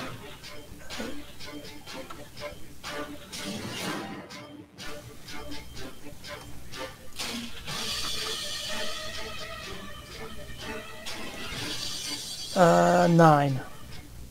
9. Alright. She is not looking pretty. Alright, do you want to describe that? You can. Okay. As Talon runs forward with his sickles, he pulls them directly out from behind his back, and he starts to swing them in circles. As he approaches, he makes 2 swings with them. One goes completely wide, while the other one finds its purchase directly where, if she was a person, her throat would be. As he slashes, some greenish black ooze just pours out. And the creature is not looking great.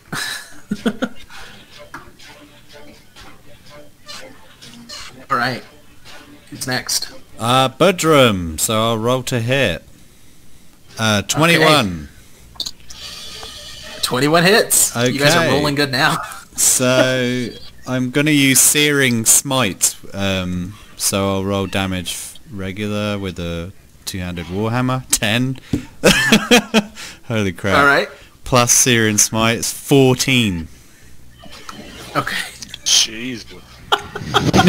That's a good roll. Jesus. All right.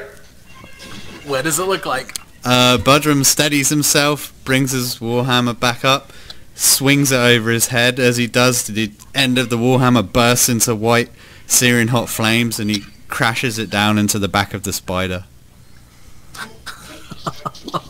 How do you... All right. She is dead. She is incinerated. Like, where there was once a spider, there is not. Nice. Okay. There are still creatures above you guys. Shit.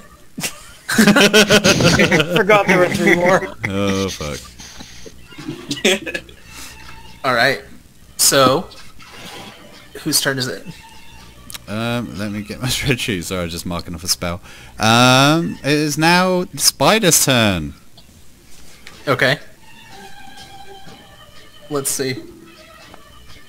So, we have one dropping onto Onyx with an attack.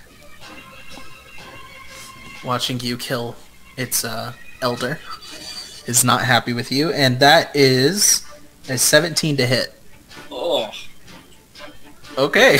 it hits. Okay. So that is 2 points of piercing damage and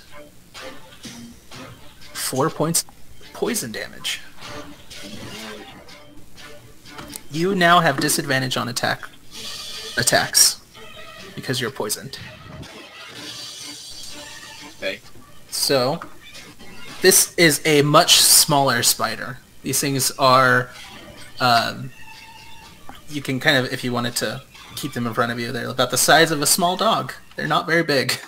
You could probably put them in a square that's about a foot by a foot.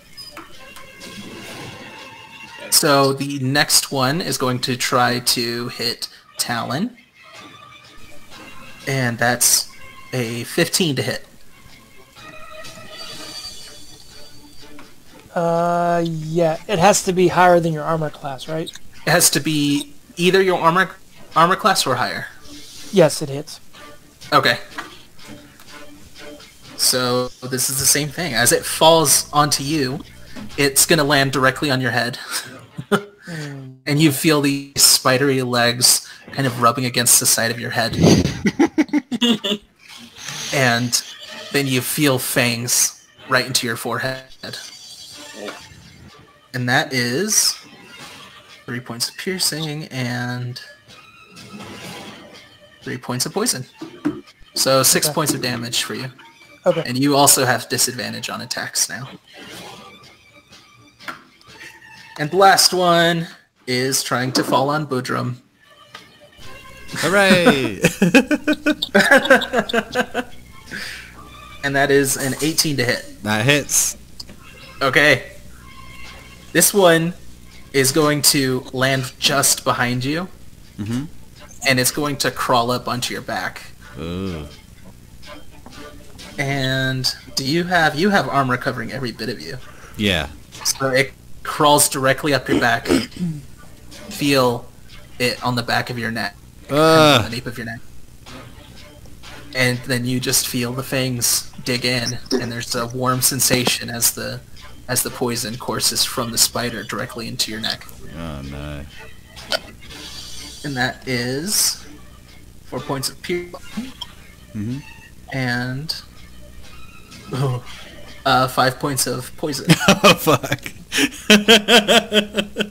9 damage. Oh man.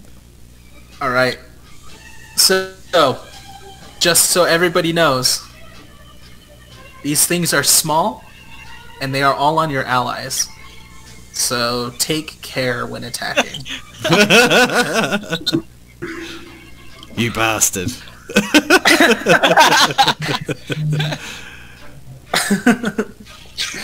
Who's next? Tom, I believe. Yep. So he's going to sort of crouching walk up to Onyx and say, "Hold still. I've done this lots of time." Okay. And shoot point blank at the spider. Oh my god.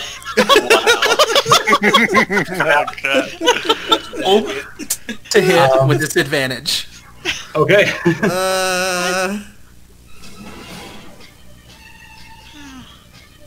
So that's a 9 and a 16. Okay. 16 plus 5 is 21. Okay.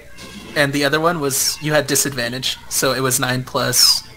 Now, I also wanted to mention I have close quarters shooter as my feet, or my fighting style. So it would just be a straight roll.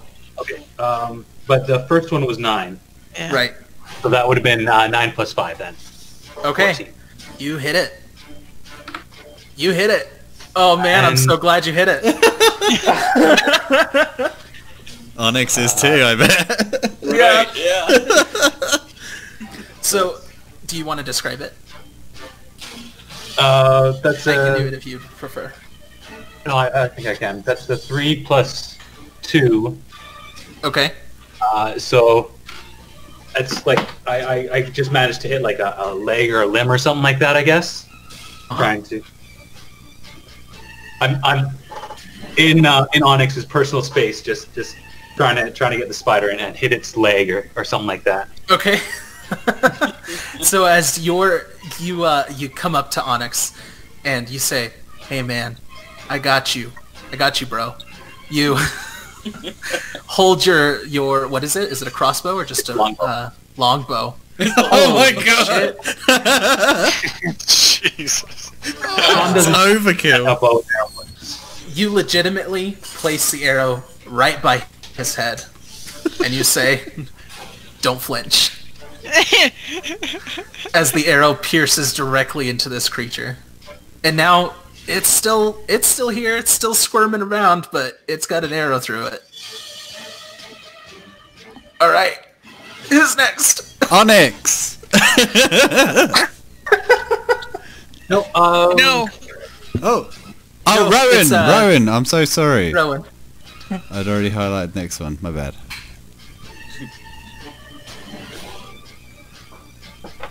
Are you there, Jessica? Is anybody there? You might be muted. Yeah. I'm gonna mute myself and go to watch. Okay. Okay. Oh, right. So seeing that, interesting display of bowmanship here,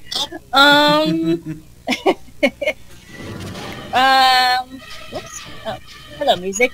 I am going to try and shoot at one of these other two that are on. Let's see, they're on our dwarf and who else? They're on the dwarf, they're on Budrum, they're on Talon, and they're on Onyx. I'll go after the one on our dwarf friend over there. Okay. Oh, no. How are you going to attack it? Short bow. Because why not? Hey, Remember, it is on Budrum's neck right now. So, And I have 3 hit points left. I have 3 hit points. oh well, right. Yeah, I could probably look at him and tell he's probably pretty hurt. Great. Why is no one grappling?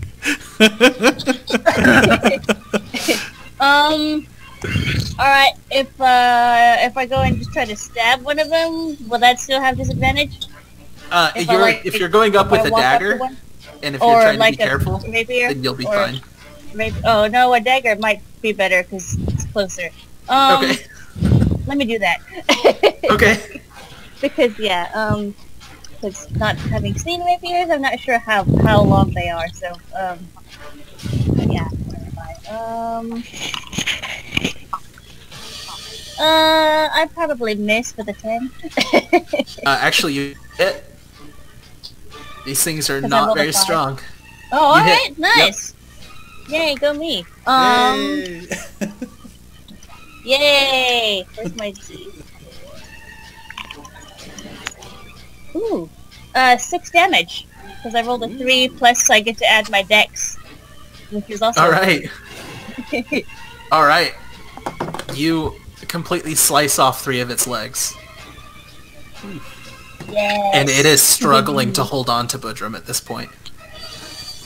Thank you.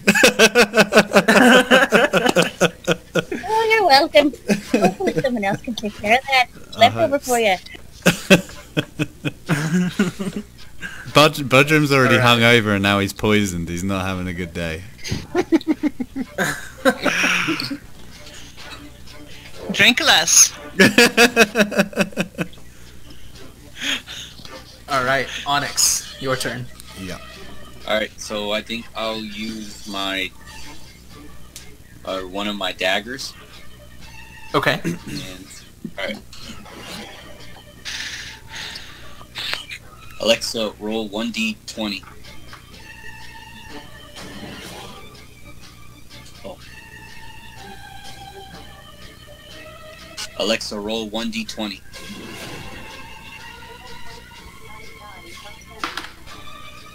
Alright, so I rolled a 10. Uh-huh. What else, or what is it that I add? The dexterity? Yeah, your dexterity and your proficiency. So it's... Oh, go ahead. It's 13. Okay. But That you said hits. proficiency. Where do So I your proficiency score right now is a +2. Everybody starts with a proficiency of +2. Oh, okay. Yep. Okay, so that, I guess that's, what, that's like 15. 15, yep. So you hit. Okay. Alexa, roll 1d8.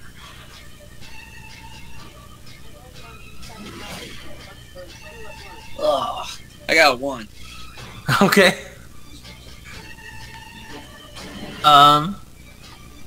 With your attack, giving you the option here, do you want to pry the thing off of you? Yeah, that might help. But Yeah. I only got like 4 hit points left, so if it... Yep. Alright, so you pry it off and it kind of falls at your feet, and Tom's feet. Oh, okay. Kind of between you guys. Okay. Yeah, well, there's nobody on video. Well, Who's next? Okay, so next is Griff. Alright, so kind of looking around, seeing that everybody's kind of hurt and banged up, feeling a little bit responsible and kind of angry about it. If he were to walk into the very center, would all three of them be within a 10-foot range? Not all of them. I think Talon is... No, actually, Talon is in... Yes, they would all be... just be careful because your allies are also within 10 feet. Right. So he's got. So that's what I'm going to do. I'm going to walk right out there to the middle, where I can get all three of these spiders in them, and I'm just going to temporarily just drop. He just drops his crossbow, puts his hands out, and these kind of black-ish tendrils of energy start to twist around his arms and then lash out from his body toward each one of these spiders. Nice. And each one of them must make a strength saving throw. All right, they have a strength of 6, and they're all going to fail. I can guarantee it. Sweet. That's a -2 to all of their rolls. I'll go ahead and roll just in case. What do they have to beat?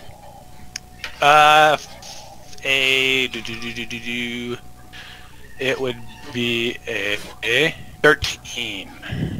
All right, rolled lower than 9, so and that's plus their strength modifier. Okay. So it'll be 2d6 damage, and they cannot take reactions. Okay, go ahead and hit us with that damage. Okay. Roll a d6.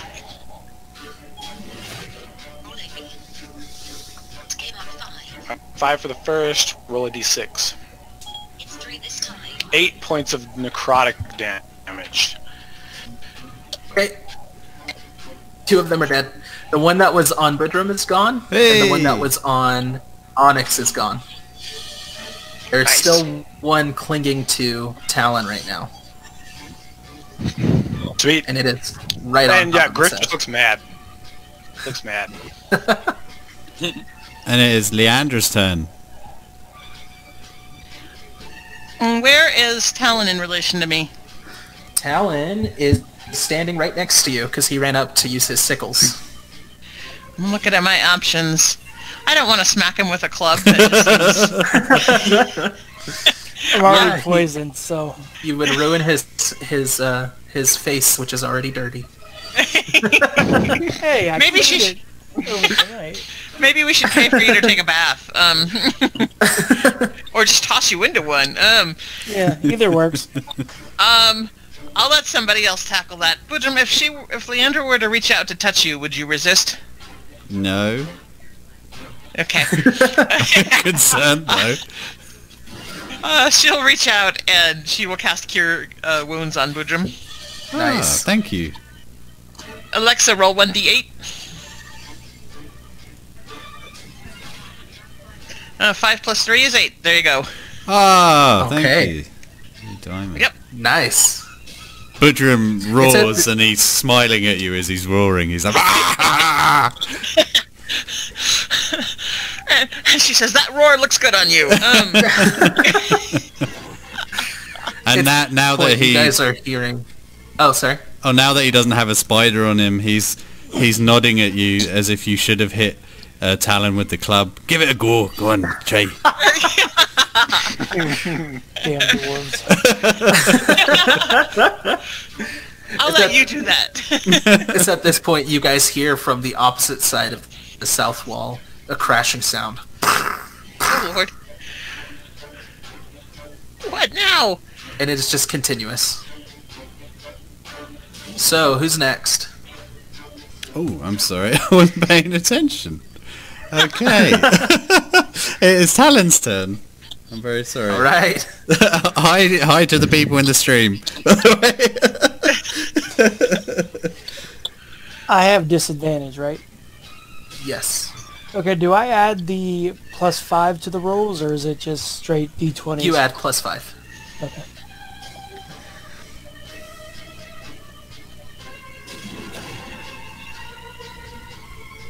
Uh, 15.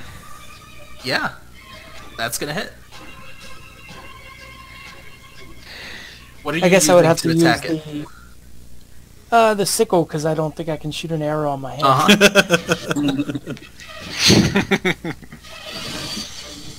So...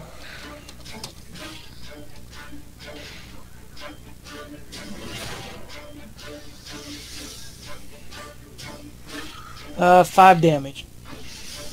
All right. As you swipe your sickle on top of your head, it it Give cuts myself a haircut. it cuts this spider. It kind of bisects it long ways, and part of it kind of falls harmlessly in front of your face, leaving a trail of goo coming down your face. He really other did a part of bath. it, Yeah. the other half of the spider still clings to the top of your head, but it is no longer alive. Yuck. I kind of reach up and brush it off. You guys are out of combat. Oh, nice. Yeah, but what's that noise? Yeah. So Something big that we probably don't want to deal with. Right.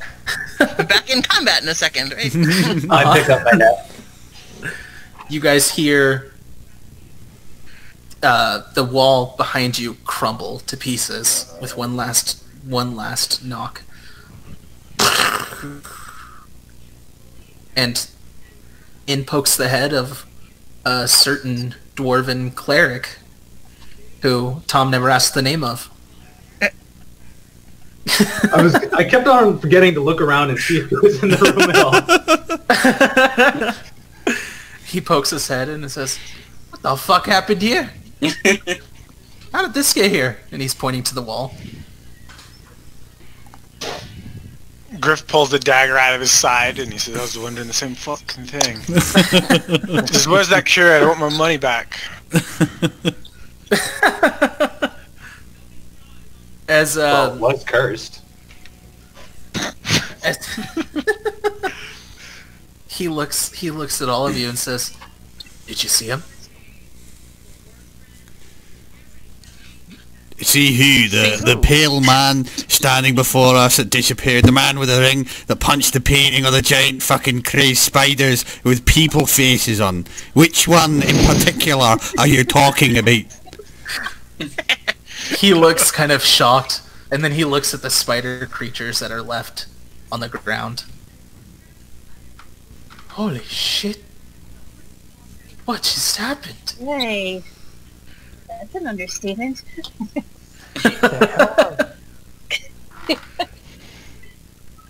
What happened here? You saw the pale man? Yes.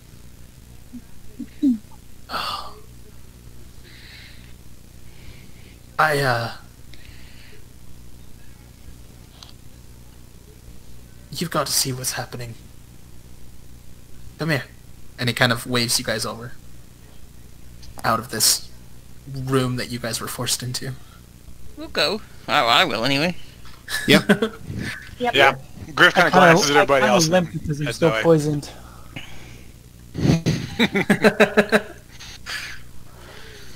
As you guys step out of this room, you see that there are bodies kind of strewn along the path out of this place.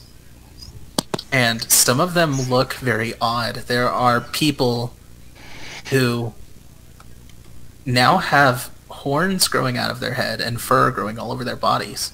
Oh my. What happened? I don't know. Well, I have an idea. And as he continues walking, he kind of pokes his head out the front door of the exhibit hall. And where there were once tons of people milling about, there are just the bodies left. And he says, "Come quickly." And as you guys... Go ahead. Does anybody look like they can be saved? Or are they all dead? They are gone. Anybody that you This see... exhibit was cursed. Anyone that you can see, they look like they are just beyond help. They have, their bodies are torn in half, or they have missing limbs altogether. Before she goes too far, she's going to look for Fruffles. Yes. All right, Frupples waltzes out of one of the one of the curtained rooms. Using animal handling and just her natural love of animals and druid, she'll scoop up Ruffles. Okay.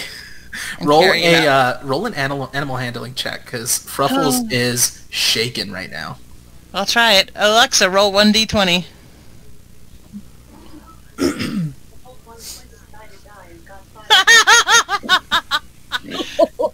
She got a 1. Yeah. Oh. As you try to scoop Fruffles, it turns its head quickly and it runs off out the door. Oh, Ruffles, I would have taken care of you. Okay. She'll go out. The dwarf is waving at you from the front door, like in a come here motion, and he's kind of got his finger to his mouth in a shh. And as you guys come closer to him, he says, "We've got to hurry. It's not safe." And he starts running. Do you follow? I do. Yep. Sure. Yeah. Yeah, Griff does. Like all the dead bodies wouldn't be a clue. Right. I mean, he couldn't have killed all those people by himself. Or could he?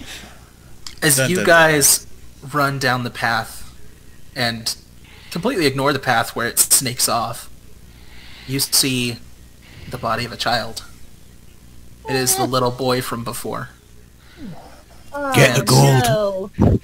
The little girl peeks out and is looking at him through the flowers. She's been hiding in the flowers, and she's just looking at him through there. I think we need to help at least approach her. Yeah. Yeah, Griff will walk over and kind of like put his hand out and just say, "It's not safe. Come with us." She is stuck staring at her brother. She hasn't even seen you. And you can tell if you look closely, you see her trembling. He's gonna try to just. He's gonna what? He's gonna try to just pick her up. Okay.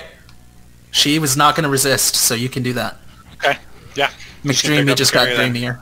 Yes. Would like Can to I- walk with you. He feels not. No, but he feels kind of responsible right now. So. Okay. What were you saying, Ed, about Tom? Tom would like to kind of stand between the boy and his sister, so she Right. can't see him anymore. Okay. Can I, Budrum will walk over and use funeral rite on the boy, which is a ceremony. Okay. And that will stop him turning undead. All right. Nice.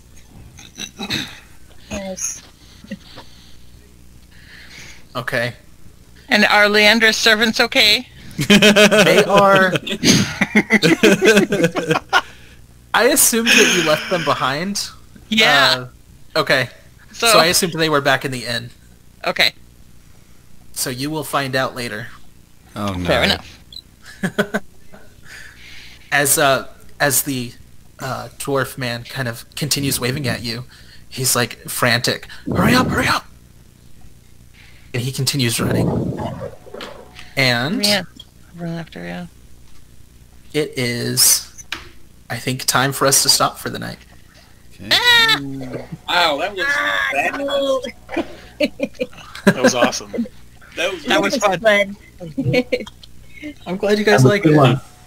Yeah, great game. Yeah, that was really, really cool. Thanks, Yeah, Ed. I can't wait to interrogate this dwarf that's leading us out of here. Yeah. Poor guy. Sure, he's a wonderful guy.